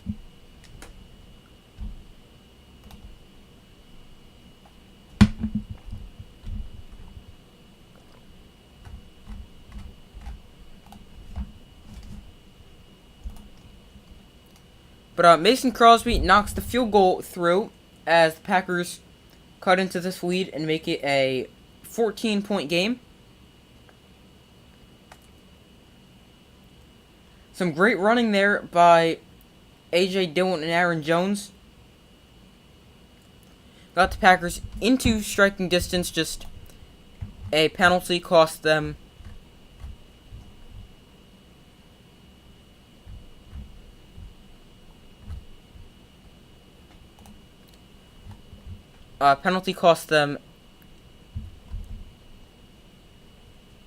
a touchdown.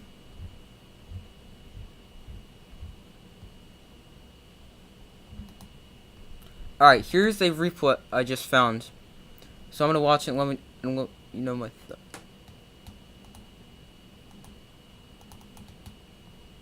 Alright, now it's frozen.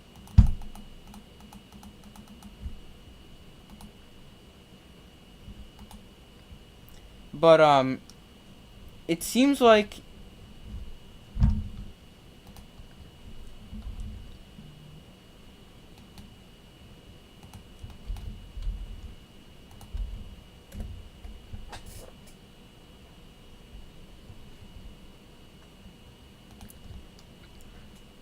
you could argue that call either way. Alright, here. It seemed like it was... So here's my thoughts on it. It definitely could have been called offensive pass interference, but it also seemed like it was a pretty good acting job by rookie Kaiir Elam, who was covering Robert Tonyan on that play. Let's go Packers, make a game of it. Yeah, they really needed a touchdown there to do that, and they'd still be down by 10. I mean, they could make it close. I don't really think it'll ever become, like, super competitive again. Rodgers missing Devontae Adams. That's not all of it, but yes, I do agree that he's missing a true go-to wide receiver.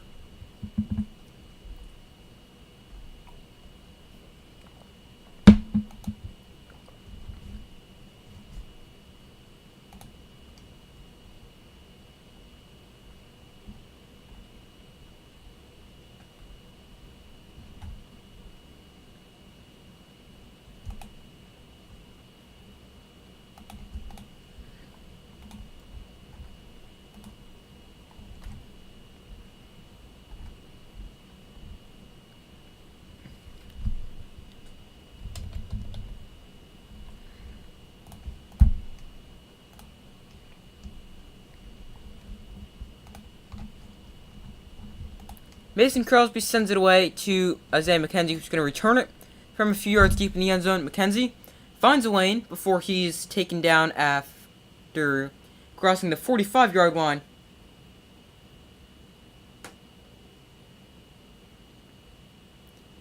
Josh Allen soaring above the rest. He is first in passing yards a game. He is one of two quarterbacks to lead his team in rushing yards, Lamar Jackson the other. And he has the tied most yards, total yards, through 6 games. No, tied second most. Sorry, that was confusing.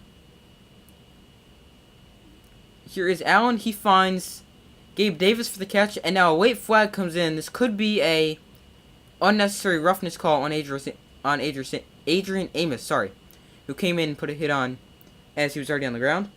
We got Nuns and Michael Myers in Buffalo. Crazy. Yeah, it's Halloween. So happy Halloween, everyone. That is tomorrow.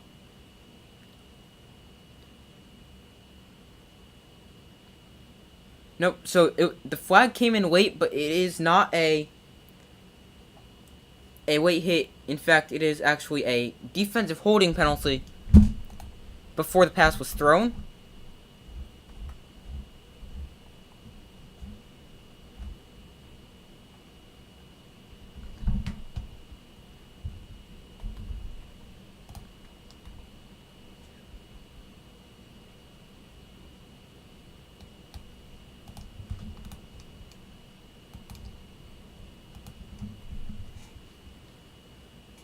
Green Bay racking up penalties 6 for 50. Yeah, they're not helping themselves if they want to get back to this game. Here's Allen.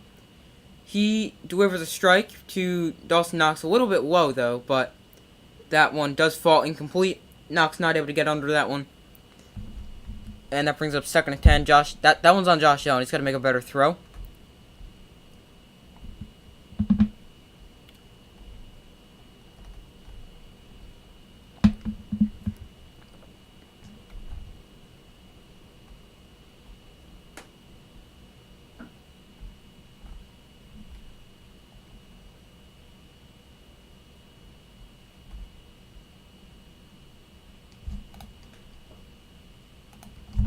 So 2nd and 10 after the first down incompletion. Here's Allen to throw. Pump fakes once, then fires to an open receiver. There's Gabe Davis. And Davis inside Packers territory. He gets down to the 35-yard line. A very nice play there by the Bills. And picking up a big chunk of yardage on that play as well.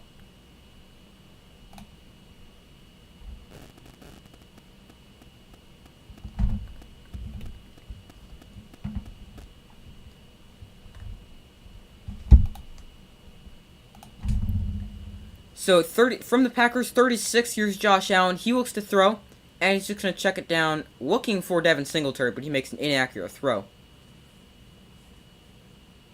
As that pass falls incomplete. I wonder how many people will be dressed up in Cleveland tomorrow night. Yeah, probably some. Not like the entire stadium, but yeah, I would imagine some people will definitely go to the game dressed up.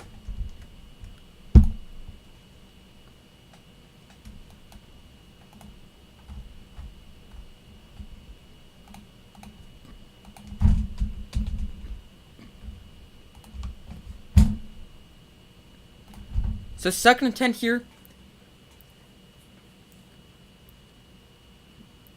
Here is Allen. He looks to throw. Now he's going to take off and run. Josh Allen going to run. He's going to try to get the first down. Reaches the ball across. I think he got it, but it's going to be close. If he didn't get it, it'll be 3rd and very, very short. That's always a difficult play because you have to figure out when did he step out of bounds, where is the ball. It's always really difficult to establish if he got the first down or not when you're watching it live speed. Yeah, looks. I would say he got it just by that replay.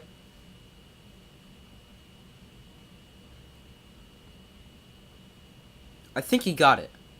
Yeah, they are going to give him the first down. Josh Allen now 3 carries, 36 yards tonight. 1st and 10 for the Bills from the Packers' 26-yard line. Allen hands off to Devin Singletary. Singletary fights his way up the middle for a gain of 8. Flag comes in. So let's see what the penalty is. It is holding on the Bills. So that'll back him up. Dylan Dawkins, offensive lineman, got the penalty.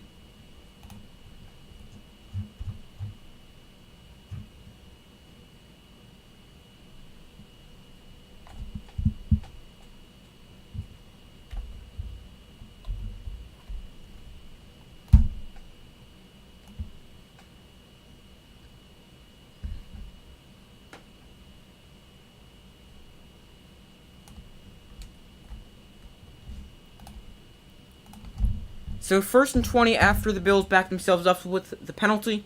Here is the give to Devin Singletary. Preston Smith grabs a hold of his foot and does not let go, causing Singletary to fall down after a gain of nothing.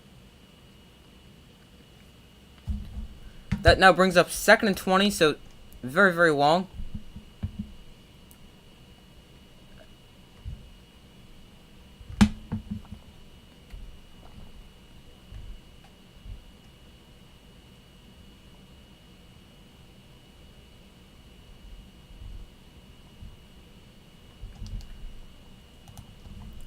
So 2nd and 19 from exactly the 35-yard line. Here is Stephon Diggs for a gain of about 6. The Bills player 77 has a long game, couldn't quite make it out. 77. 77. That's their right tackle, David Queensbury. Haven't really noticed him having an extremely tough game, but if you say so. Uh-oh.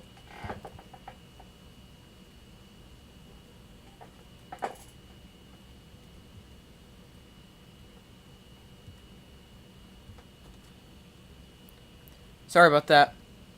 But here is Josh Allen. He's scrambling on 3rd and 13 and fighting for the first down. He's not going to get it.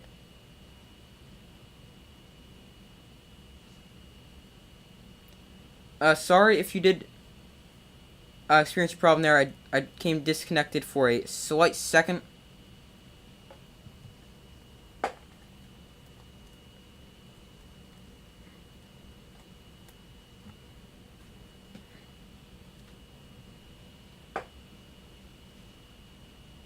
So now 4th and 3 here for the Bills. They're going to send on Tyra Bass for the field goal.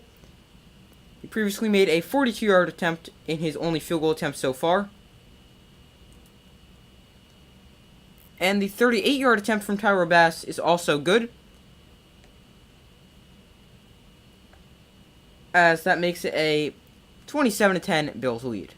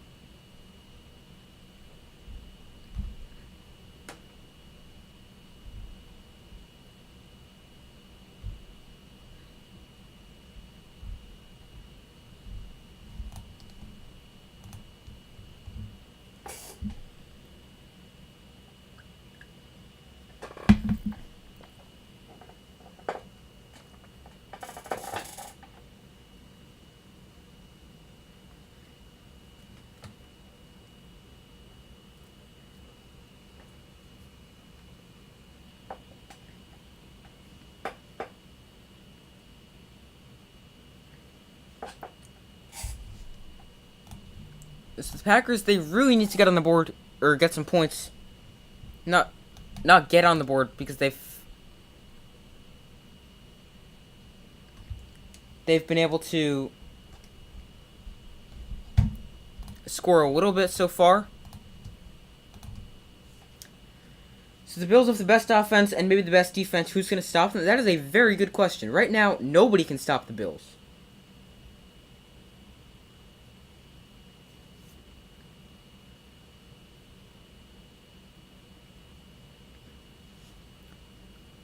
So, they have... Do they have the highest scoring offense? I know they have the best scoring defense coming into the week. Give me 1 second.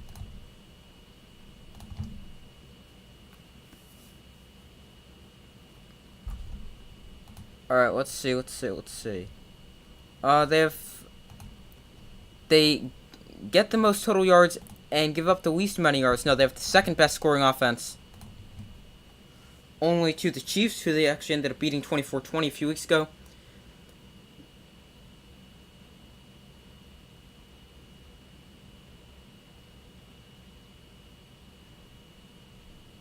Technically someone already stopped them as they're 5-1. Yeah, technically, but I mean, it's just one game. It's like, nobody, you feel, can consistently stop them.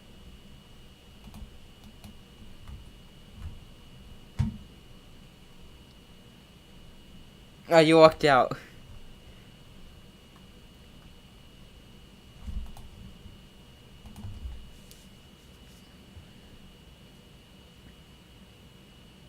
Miami was lucky. I feel any team's going to be lucky to beat the Bills from now on. They're just so good.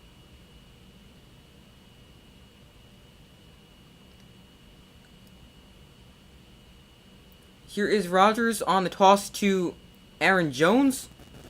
And he fights ahead for about 4.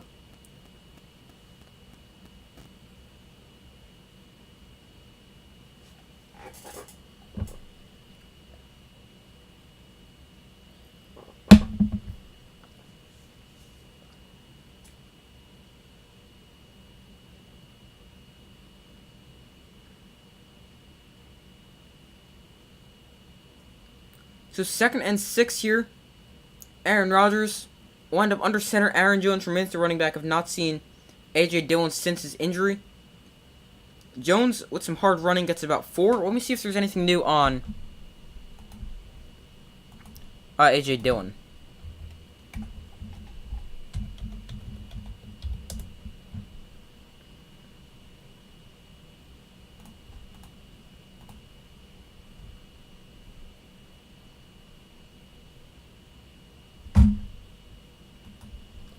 Alright, so nothing I could find about A.J. Dillon in quickly looking about his injury.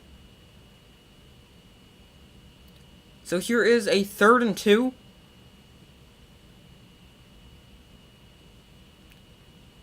Rodgers hands off to Aaron Jones. Jones able to get the first down and get to the 40-yard line.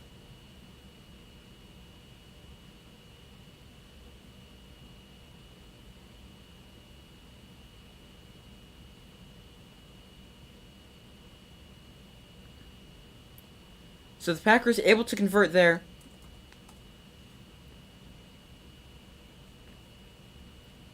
But they still have a long way to go.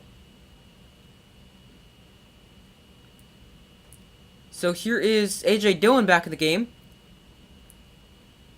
And he runs tough running, gets about 4, maybe 5, depending on the spot.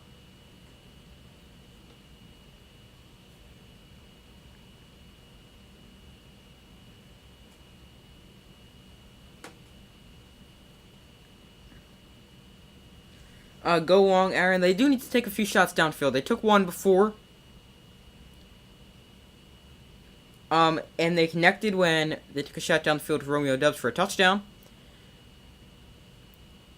2nd and 5 here. Here is the give to A.J. Dillon. A.J. Dillon is going to pick up a first down before he is going to get slammed down.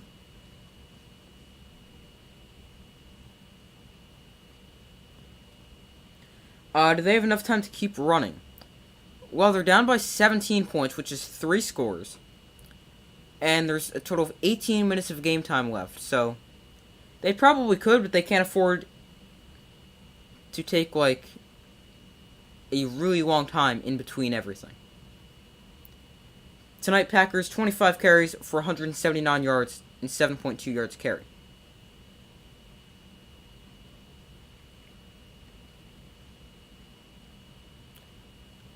Like here, they took like 25-30 seconds in between each play. Here's, by the way, A.J. Dillon for 4. Like, they can't keep doing that, but they could definitely keep pounding away. I mean, who knows? Maybe eventually you wear down that defensive front a little bit. Your offensive line starts to move them around, and you open up a big hole, and you run for a long touchdown.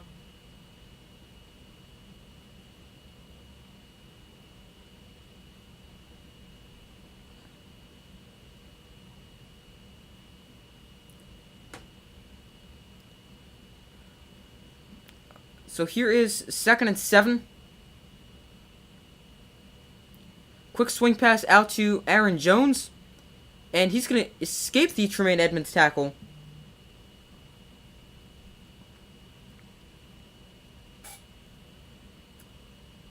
And pick up a first down. Probably trying to keep Allen on the sideline too. Yes, that's probably part of it, just because you want to make sure that you're not going to be able to... You're not going to find yourself in a bigger hole if they get back onto the field. Aaron Jones having a great game, 129 rushing yards, 17 receiving yards.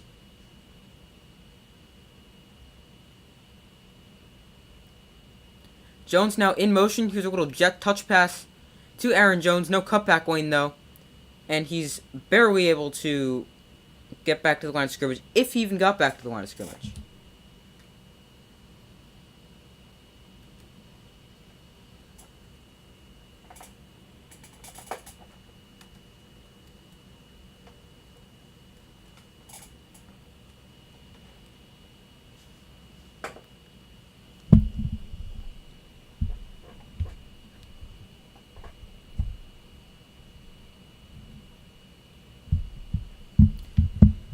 So here is a 2nd and 10 for the Packers. 30 Yeah, 30 seconds remain in the third quarter. Here is a quick throw out to Robert Tonyan, and he is able to make one guy miss before heading out of bounds. After about a gain of, I don't know, 4 or 5.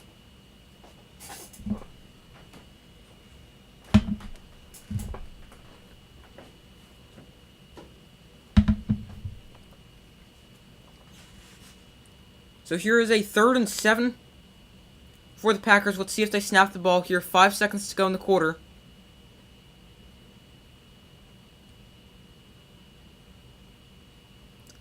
They don't snap the ball. And that'll bring us to the fourth quarter. And I know I don't usually take a break now, but I'm going to go take a very short break just to make sure I don't lose connection again. And I'll fix that real quick. But I'll take a very short break.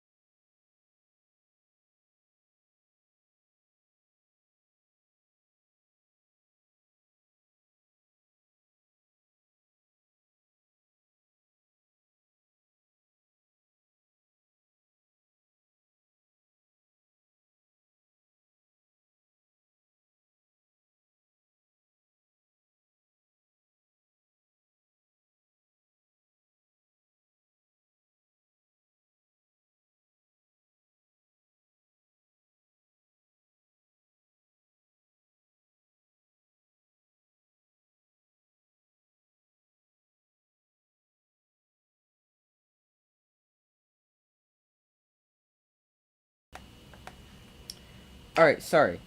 So it took me a little bit longer than expected and hoped to fix this. So I'm very sorry that was a long break.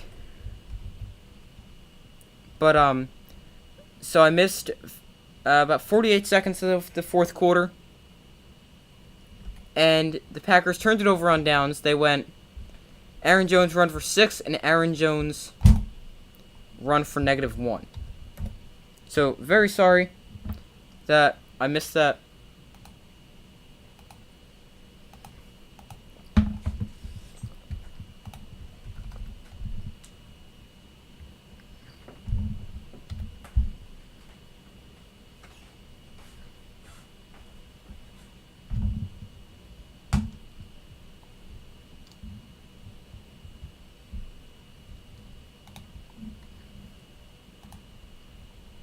So I'm very sorry that I missed a pretty big play in the game.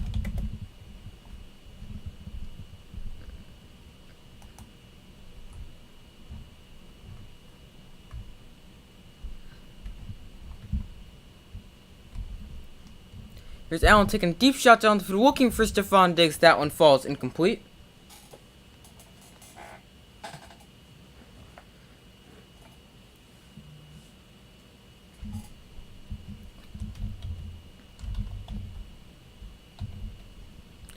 Oh, here's the fourth down play again. Von Miller looks like made a big play. He was forcing the right tackle back.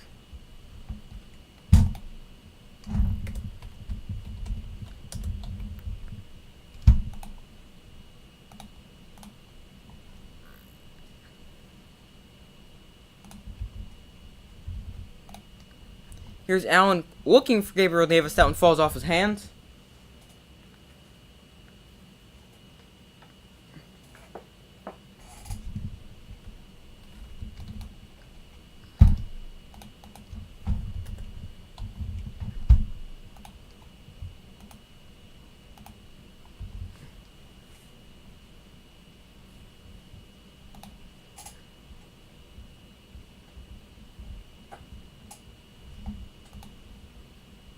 So here is a 3rd and 10 for the Bills. The Packers will get the ball back. They could get it back pretty soon if they force a stop here. Allen under pressure, sidearms one too high, looking for Stefon Diggs. A flag comes in.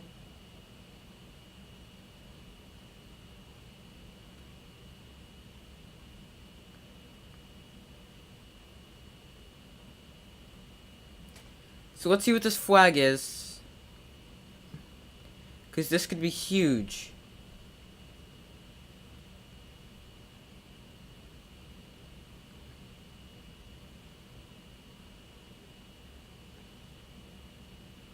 It is a defensive penalty, hands to the face on the Packers, on Rasul Douglas.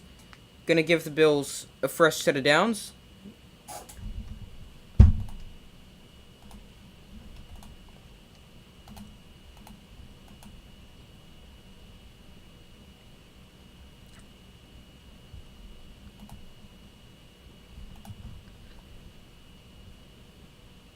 Yep, definitely grabbing his face mask. Agree with that call.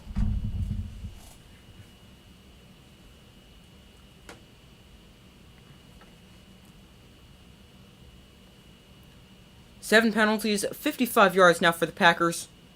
Here's Singletary. He's going to get taken down in the backfield for a loss of about, I was going to say 6, but it's more like 5.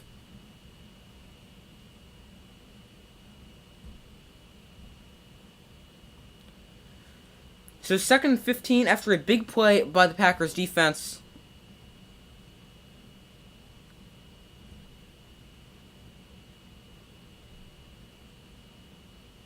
Clock is on the move though. 13:21 left to go.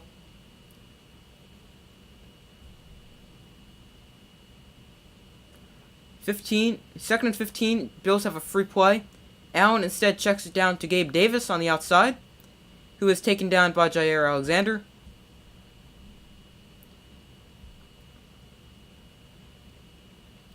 And now I would imagine the Bills are just... Actually, they might want to take this penalty and take the penalty yards to make it a 5-yard penalty and make it 2nd and 10. Rather, well, it would be 3rd and pretty short, pretty manageable. So offsides on the Packers. They did jump early. They accepted the penalty, and they're going to replay 2nd down.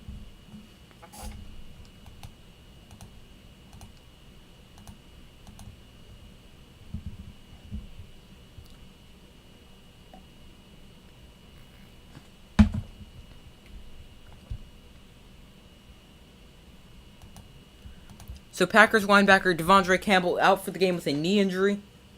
As he was questionable to return, he has now been downgraded to out. Here's Allen. He's on the move, rolling out left, and it's just going to fire into the ground in front of Devin Singletary. Smart decision there.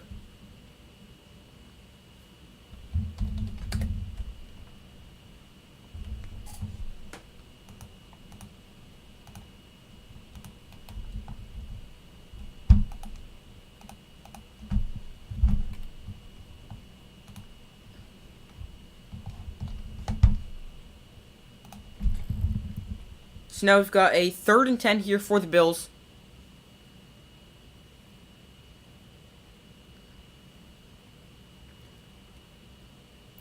Here is Allen. He looks to throw.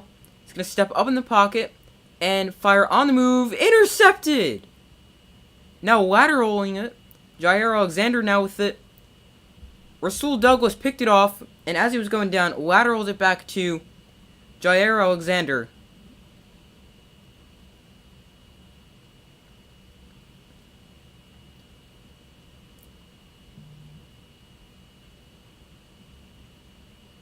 So now that could potentially give the Packers some hope.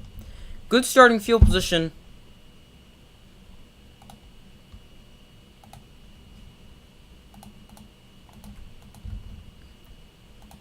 As they're going to get the ball at the Bills, I don't know, about 40? It's a pretty good starting field position. Down by 17 points in the 4th quarter. Never an easy thing to come back from.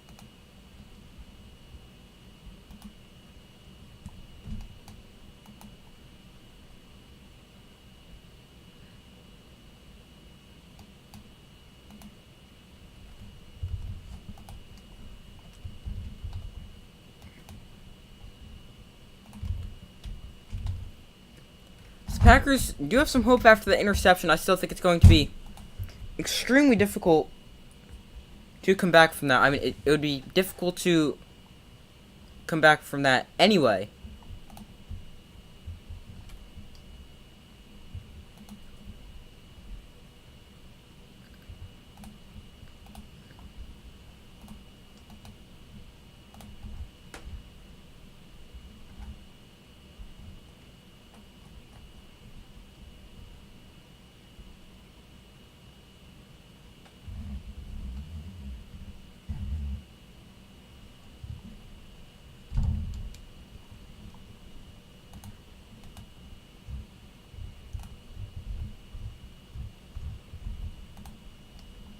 Next Sunday, we have the Chiefs against the Titans. That should be a pretty good one.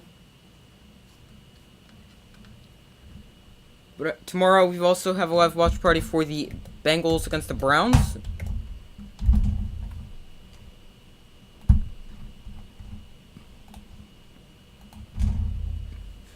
Here's Rodgers. Batted at the line and intercepted. Matt Milano sliding interception. Teams trading interceptions now. And there goes any hope the Packers had of winning this game.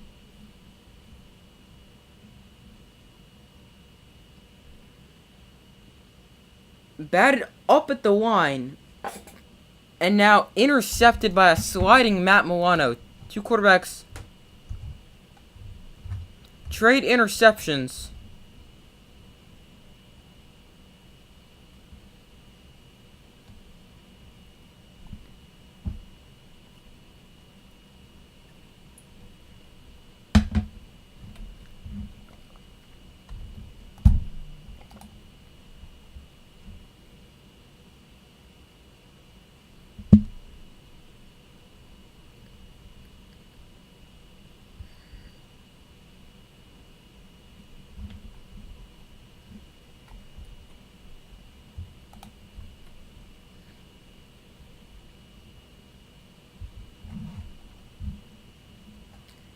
Game over. I mean, not technical yet. There's still plenty of time left, but I feel that way.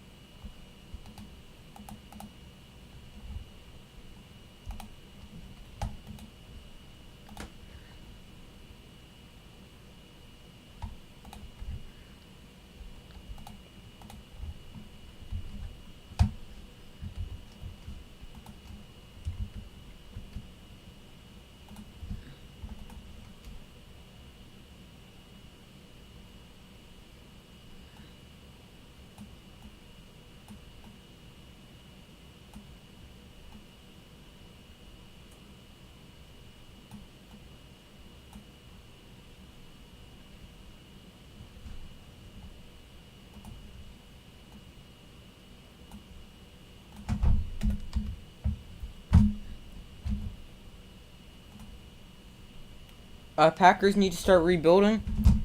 Not like completely start rebuilding. But also, I've remembered I've been forgetting to change some of the ball marker.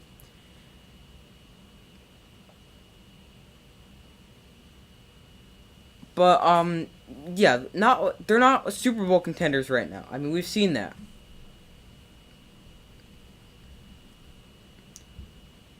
Here is the give to Devin Singletary, and he has stood up in the backfield for a big loss there. Another big play of the Packers defense. And I mean, they've held him under their season average. Bill's season average is 29. They've held him to 27 points. I mean, I know it's right around the season average. But I mean, this is a game where the offense just needs to get going. I mean, I know they're playing the best scoring defense in the league. That only allows how many points a game? Let me check real quick. They're playing a defense that only allows 13.5 points a game. But, I mean, yeah, as you said, Packers can't score much these days. They need to find a way to get some points on the board, because you can't score if you don't win. Allen, under pressure, escapes, and he fires on the run to an open receiver. There is rookie James Cook. Cook cuts inside. James Cook spun down inside the 10-yard line. I didn't even know James Cook was on the field there.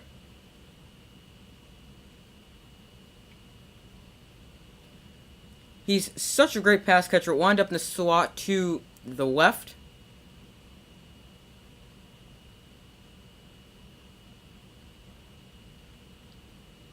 He's such a good pass catcher. Really showed that at Georgia. And there's an example of another one like that. Bills, 3 drives in the red zone, 2 touchdowns, 1 field goal, blowout incoming. Could be. They could score again here. Here's James Cook on the carry. And he gets to the 3-yard line with 10:50 left.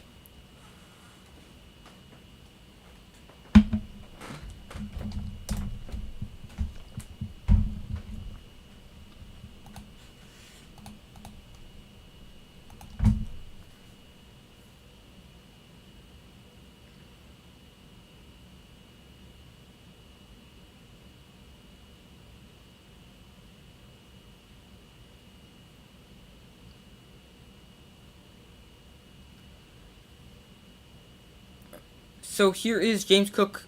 Nope, play action, sorry. And Josh Allen throws too high, intended for Stephon Diggs. 3rd and goal now. James Cook remains the running back.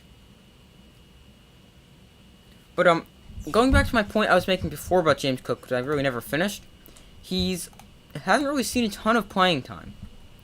Like this season, he's only got 19 carries and 4 catches.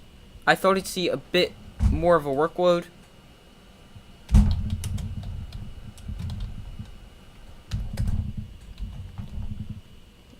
And now he's in the game now because, I mean, it's essentially over, 10-12 to go. Allen, he looks to throw. And now he's going to roll out right, directing traffic, and he's going to sidearm one. Was that intercepted? Looks like they're going to say so. Intercepted by Jaire Alexander, sliding pick.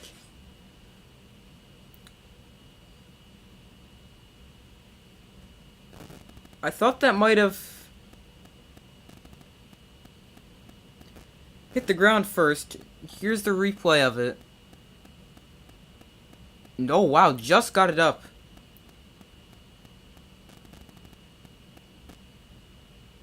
Jaire Alexander picks off Josh Allen, 2nd drive in a row.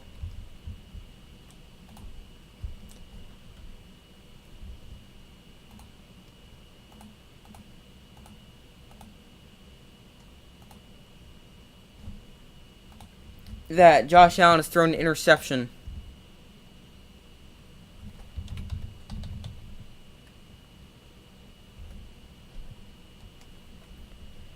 But James Cook, he averages about 13% of the offensive snaps a game. His high was 26% week 2, and I believe that was against the Titans.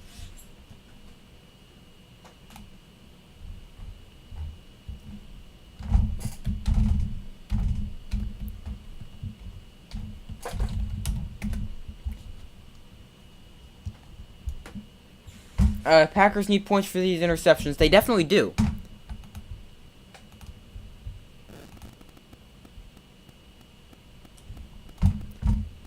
They can't just be throwing it right back. I mean, I know that one wasn't Aaron Rodgers' fault. Got batted at the line.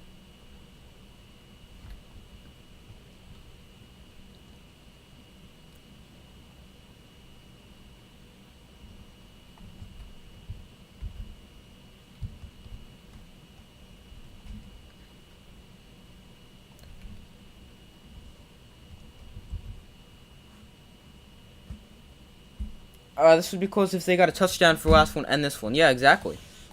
I mean, there obviously still wouldn't be that much time or this much time left, about 10 minutes, but I understand the point you're making.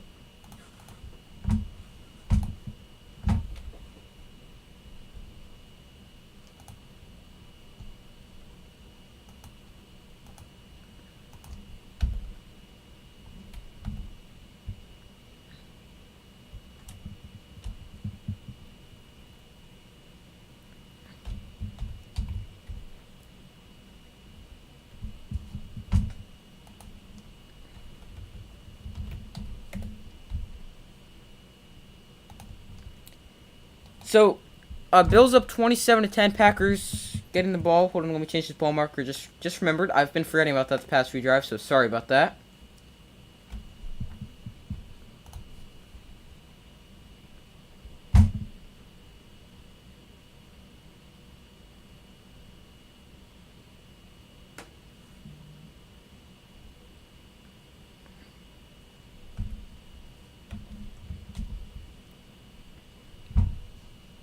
Here is Aaron Jones. He's able to get maybe a yard there on 1st down. Not much space for him. But now the thing with the Packers, they've really only have had success running the ball.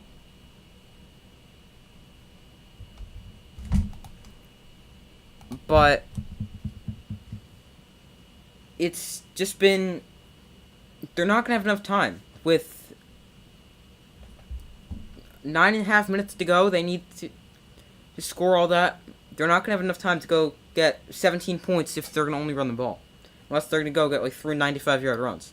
Here's Rodgers from his own end zone. He dumps it off to Tunyon underneath to the 10-yard line.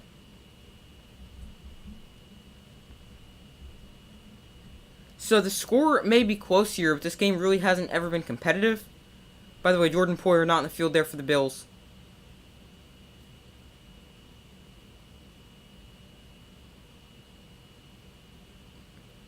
So 3rd and 5, under 9 minutes to go.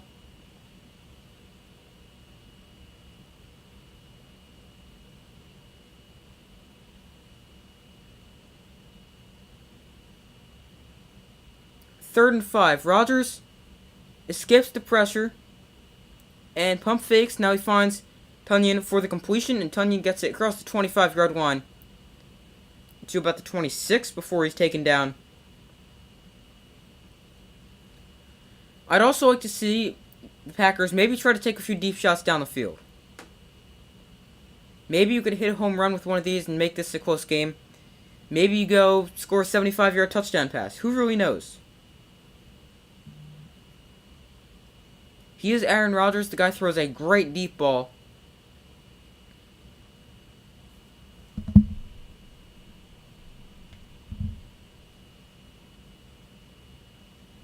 Here's a shot down the field, and Romeo Doubs makes the catch. Just throw it up to Romeo Doubs every time. Even a field goal and a touchdown would have made it 27-20. Yeah, they'd still be down. Second big catch Romeo Doubs has made. Now this one, first a touchdown catch, which is still the Packers' only touchdown. That's an exact example of what I was just saying about taking a shot down the field. I probably would have taken it a little bit further down the field, maybe 40 yards, but that works. That's a good chunk play there. Here's a quick throw to looking for Amari Rodgers. That one knocked away by Dane Jackson.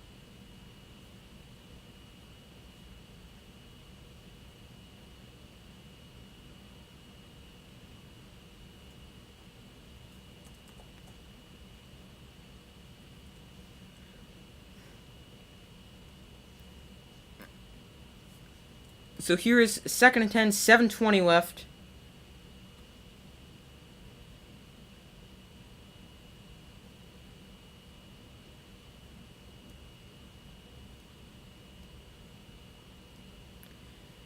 Aaron Jones in motion. Here's Rodgers. He looks to throw. Now he's going to step up. Aaron Rodgers is going to tuck it and run. Aaron Rodgers slides after gaining the first down. And he gets to about the 36-yard line of the Bills.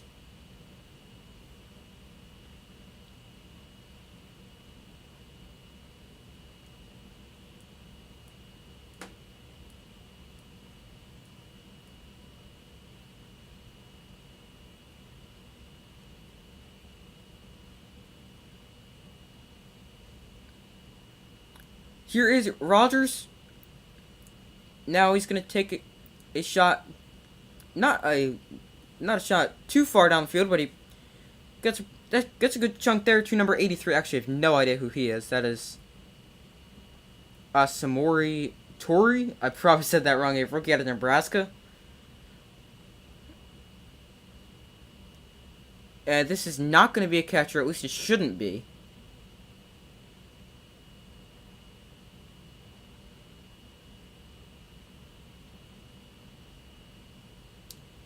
And looks like Sean McDermott has the challenge flag in his hand. Don't know if he's going to throw it or not. Nope, he doesn't have to because they changed this to an incomplete pass. And that'll now bring up 3rd down.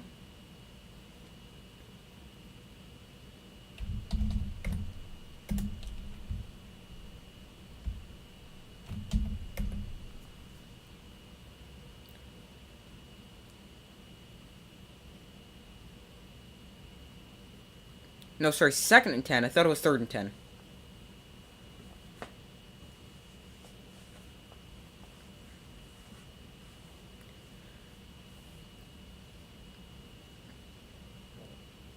So 6:15 left in the game.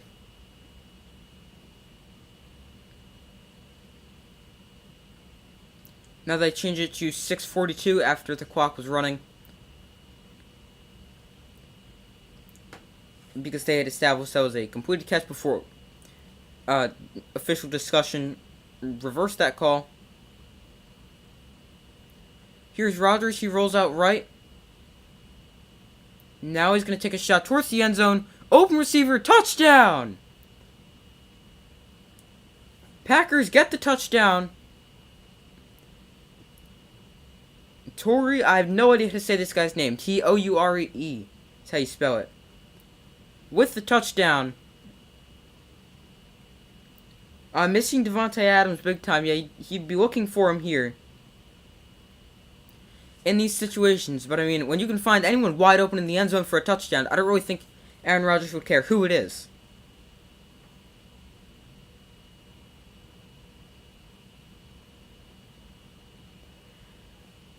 So now they're still going to be down by 10 after this extra point by Mason Crosby, if it's good. Which it is. So 27-17, so Packers making it a little bit interesting. Don't want to make it look like they're getting blown out.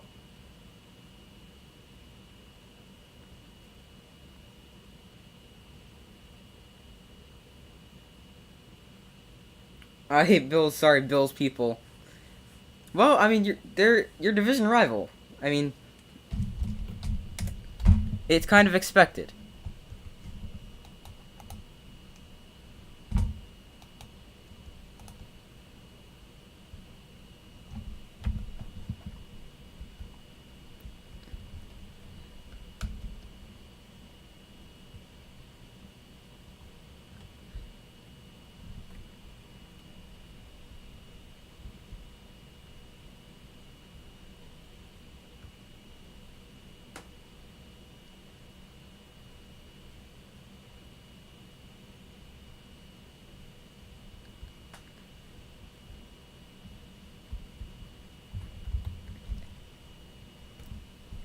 So now, 27-17, Packers need to get the ball back twice more, because it's still a two-score game.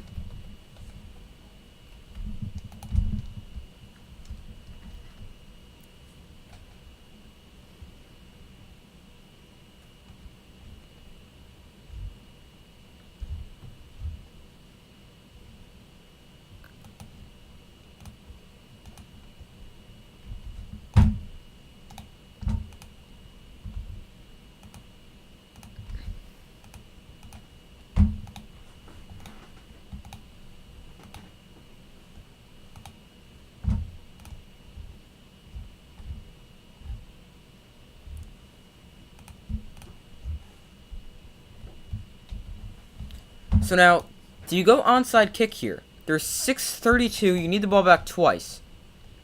6 minutes, 32 seconds remaining.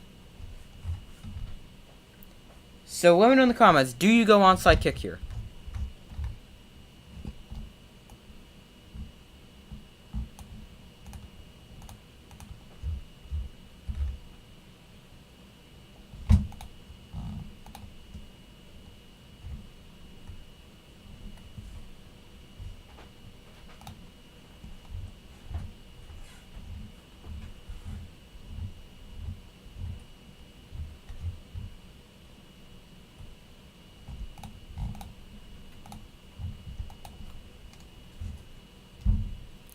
So they don't go onside kick.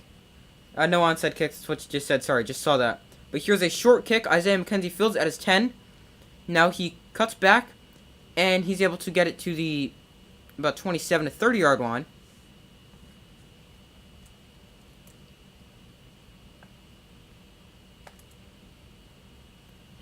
So now, this could be... Not this could be, I don't know what I'm saying. But this needs to be a stop for this Bills defense. Hope defense can... sorry, for the Packers defense. Hope defense can get one more 3 and out, then obviously you go touchdown.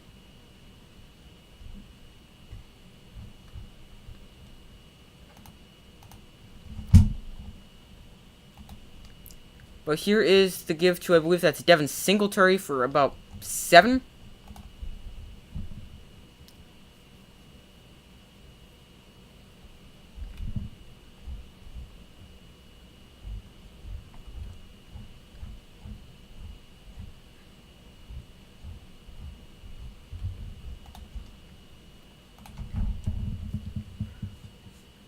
So currently a 2nd down and about 3.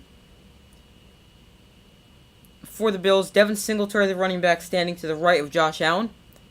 Here is a quick throw to Stephon Diggs, and he's able to make Eric Stokes miss before he heads out of bounds. And he also picks up the first down.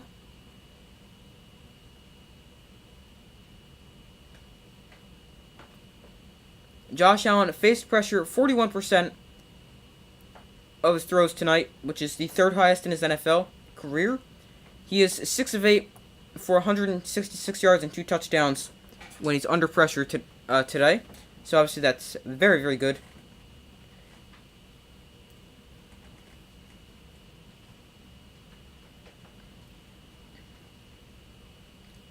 Here is a quick throw out to Gabe Davis on the outside. Looks like it could be a face mask there, but he is shoved out of bounds after a gain of 6 by Jair Alexander.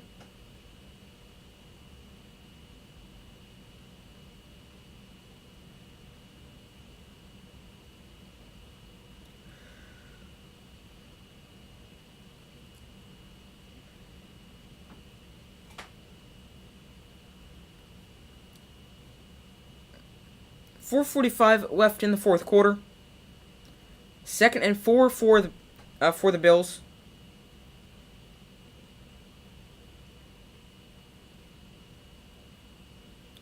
Here is the give to Devin Singletary. He is taken down after about a gain of 3 to make this a 3rd and 1 situation.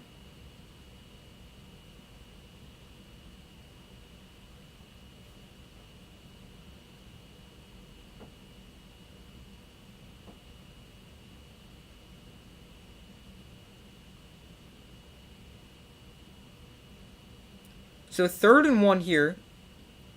About 4 minutes, a little over to go. Now we reach exactly 4 minutes.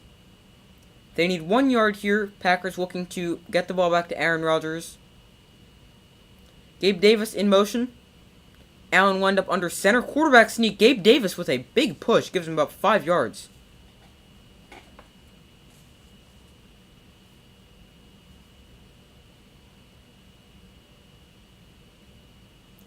And now the Packers spend their first timeout with 3:44 remaining.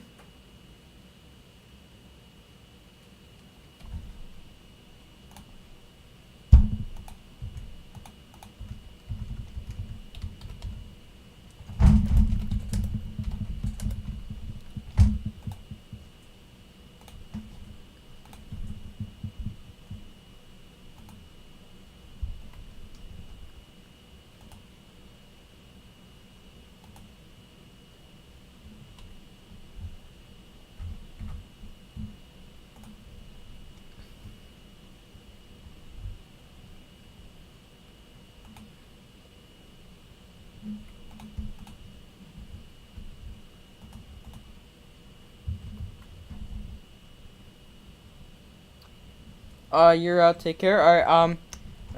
Alright, so, you have a good day, but, we're gonna continue to do this till the game's over. Another stream tomorrow night at about 8 o'clock Eastern Time for Bengals Browns. Monday Night Football, so here's the give to Devin Singletary. Singletary almost broke free for what could have been a touchdown. Clock stops with 3 minutes and 40 seconds left, so I'd imagine Packers spend their second timeout. Yes, they do.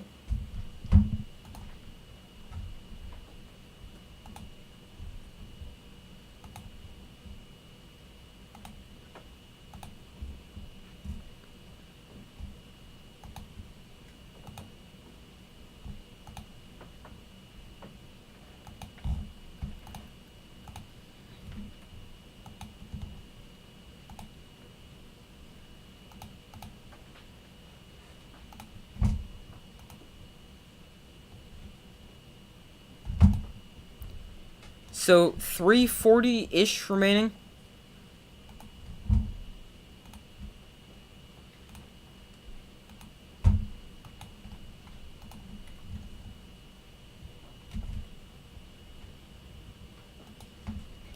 So here is 2nd and 1.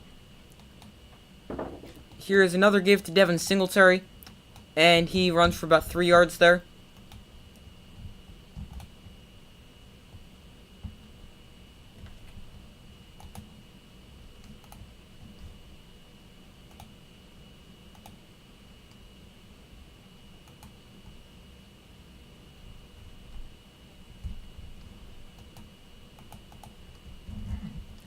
Flag is down.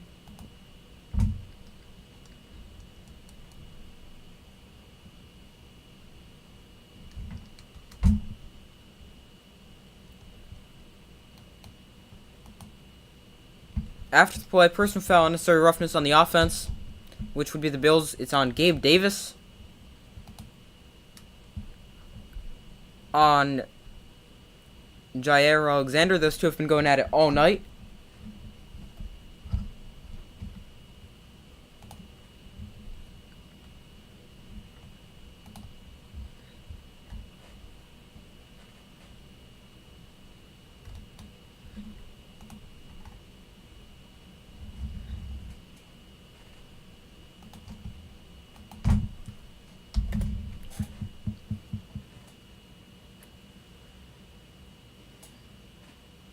I formation here for the Bills on 1st and 10.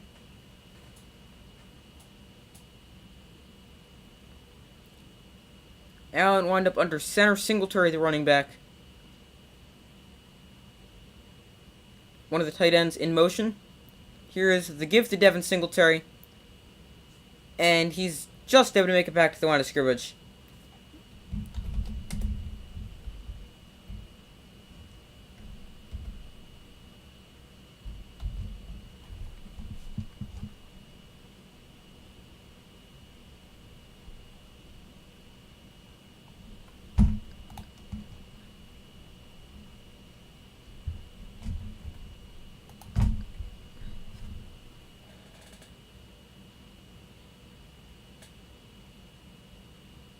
So 2nd and 10. Packers spent their final timeout, so now 3:30 left.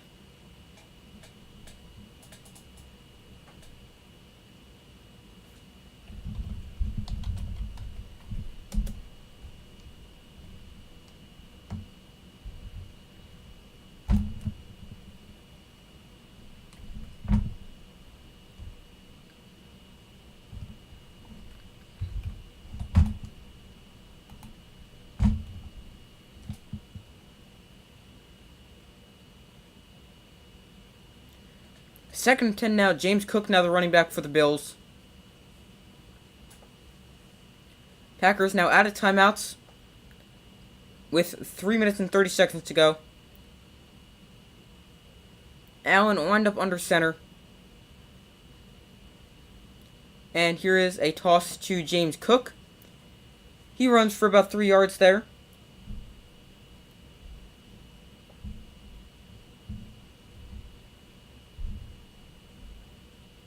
And that'll bring up about 3rd and 6.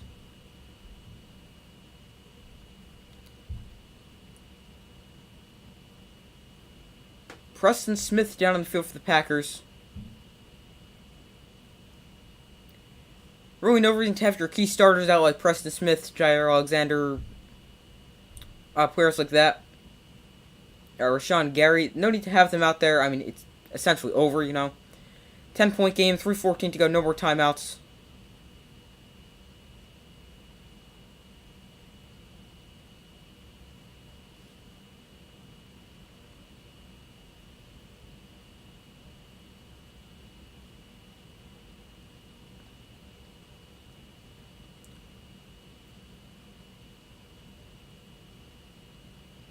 So 3rd and 7 here.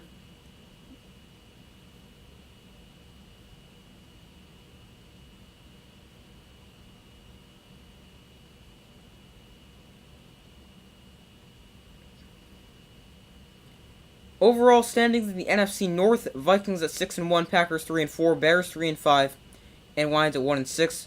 Packers about to drop down to 3-5, tied with the Bears. 3rd and 7.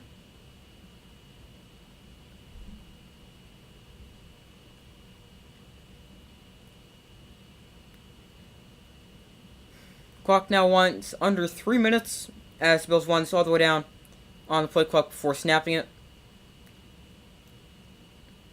Play action. Allen looks to throw. And too high, looking for Jake Kumerow. And that pass is incomplete. Flag is down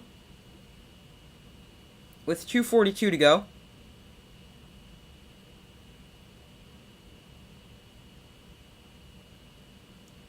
It's going to be an ineligible receiver downfield.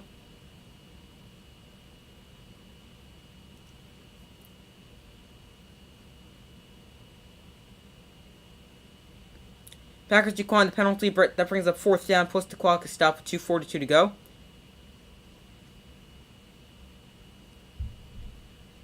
I mean, there still is time.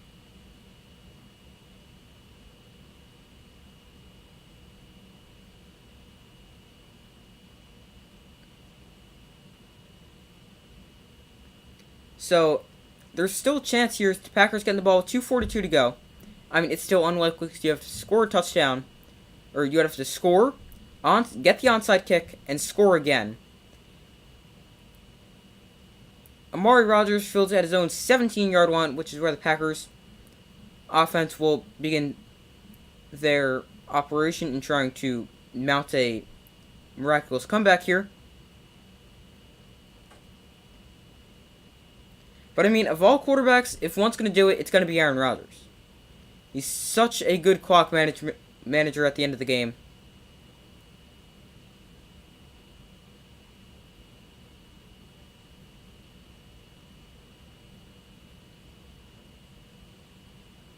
And now the Packers and Aaron Rodgers have 2 minutes and 34 seconds to work with.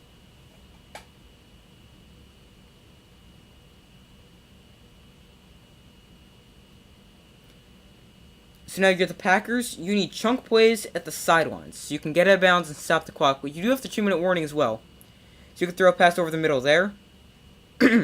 Here's Rodgers. He finds Tonyan on the check down. He's got to go out of bounds.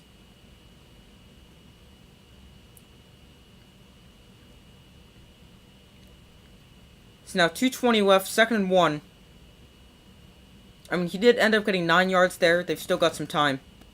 So now this is going to be the last play before the 2-minute warning, so you can take a chunk play over the middle. Here's Rodgers' quick throw out to Romeo Doubs, and he is going to get out of bounds. And is that going to bring us to the 2-minute warning? It shouldn't, but it looks like it's going to.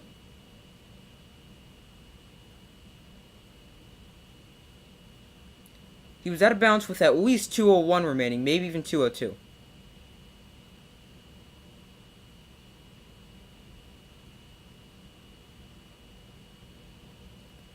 So yeah, I think that is the 2-minute warning.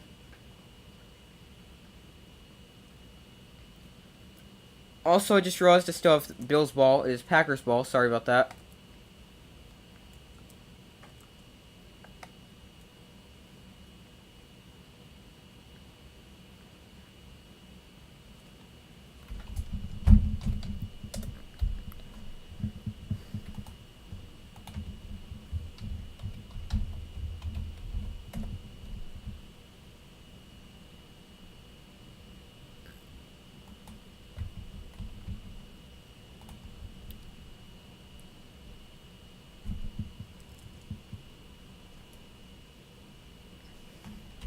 Alright, but during the 2-minute warning, here's a reminder to make sure you guys like the stream and subscribe so you don't miss any other upcoming videos, upcoming streams, anything like that. Another stream tomorrow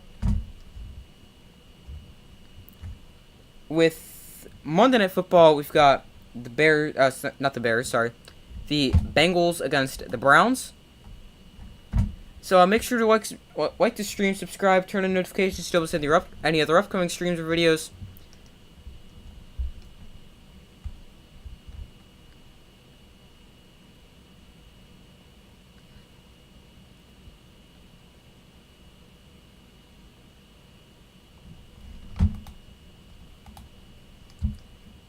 So 2 minutes to go here for the Packers and the Bills. Bills currently lead this one 17-0.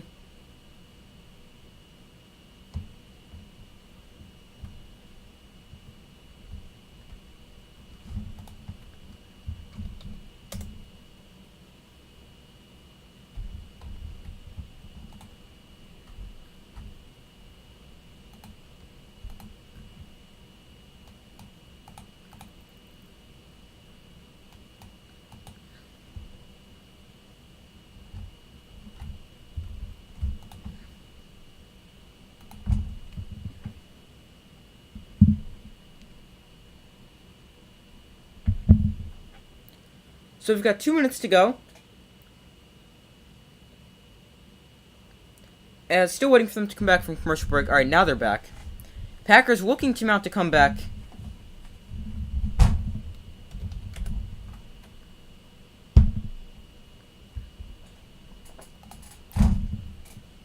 So 36 seconds to go. Now they've got to use the sidelines unless they're going to get there to spike it quickly. Here's a play over the middle for about 4 yards to Aaron Jones on a little dump off.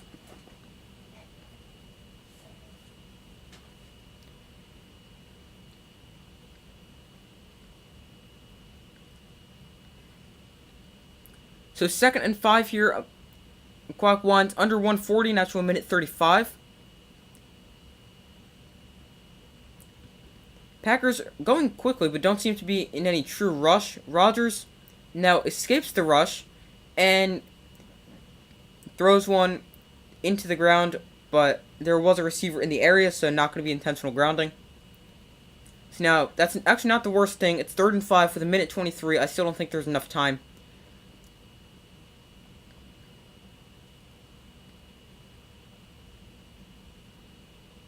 Von Miller wreaking havoc on that play. Greg Rousseau also put a hit on Aaron Rodgers, forcing the throw.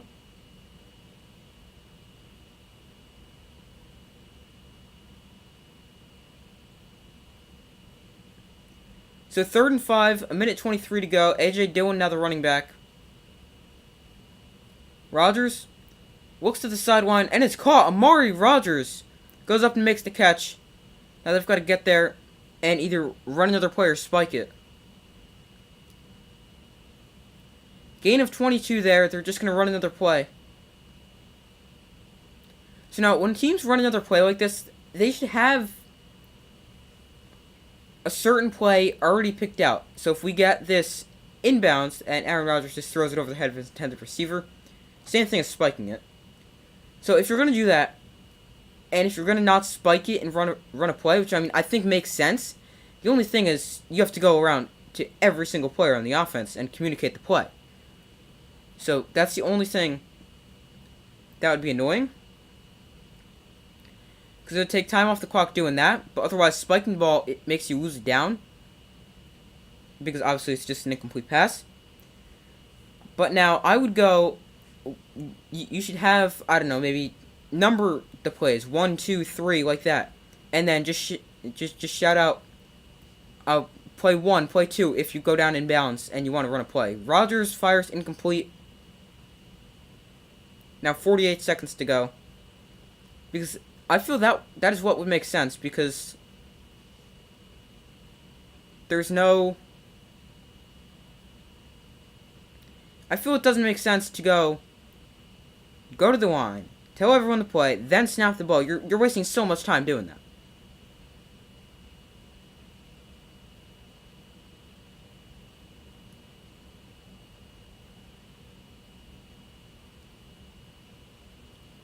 Mason Crosby has his helmet on the sideline, so it looks like he might be set to attempt a field goal here, and then Aaron Rodgers go for a Hail Mary later. Here's Rodgers over the middle, that pass incomplete, to bring up 4th and 10. But now, I don't even know if they're in field goal range. This is pretty far. Mason Crosby does come out onto the field to look to make this a touchdown game.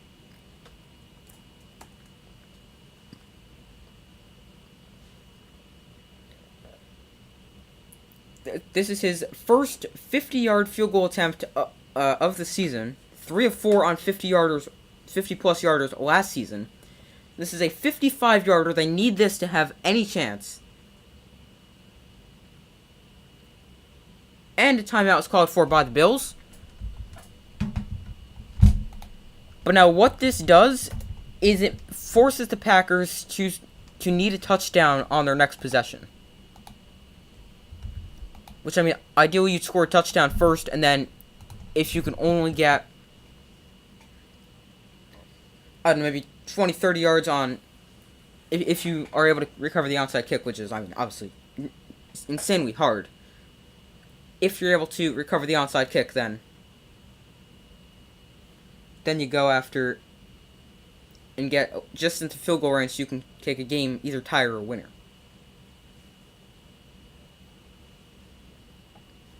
So Mason Crosby for the 55-yard field goal attempt to keep the Packers' chances alive.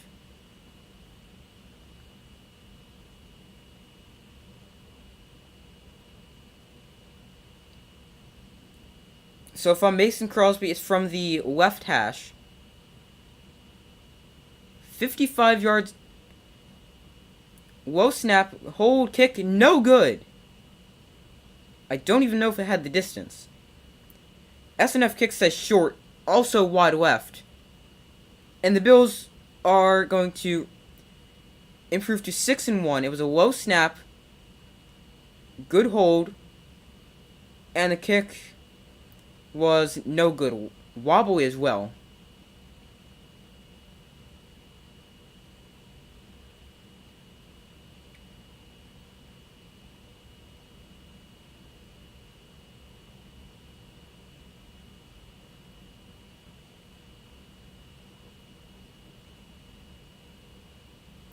So now the Bills will get the ball, and I mean, it's not going to be a very exciting possession. They're just going to take a knee, and now the game is over.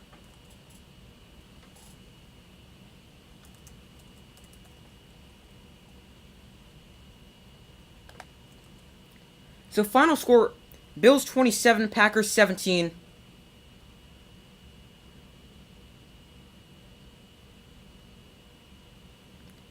So, hold on, let me center this. This is not in the middle. So Bills get the win. Packers also leave this with several injuries to... A.J. Dillon seems to be okay after his injury. But now... Christian Watson's got a concussion. Devondre Campbell's got a knee injury. There was one more guy, I don't remember who. Well, and Quay Walker was ejected. That's not an injury.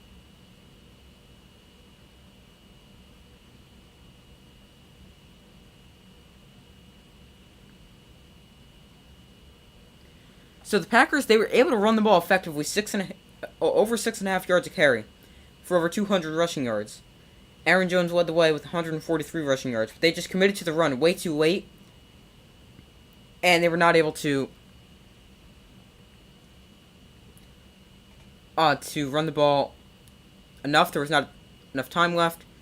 Have a good one. Cheers. Yeah, same to you. Have a good one. So that's gonna do it for this stream. Thank you guys for joining me. This was a lot of fun. So thank you guys for watching. Make sure to like, subscribe, turn on notifications so you don't miss any other upcoming videos or any other upcoming live streams. As I mentioned before, we've got another live stream tomorrow where we've got a live stream tomorrow at 8 p.m. Eastern before Monday Night Football, which is Bengals and Browns in Cleveland. Then we have we'll have watch parties like this every Sunday and Monday Night Football. Plus, obviously, I try to post as often as possible. So thank you guys for joining me. Thank you for watching. Make sure to like, subscribe, comment, turn on notifications. And I will see you in the next video.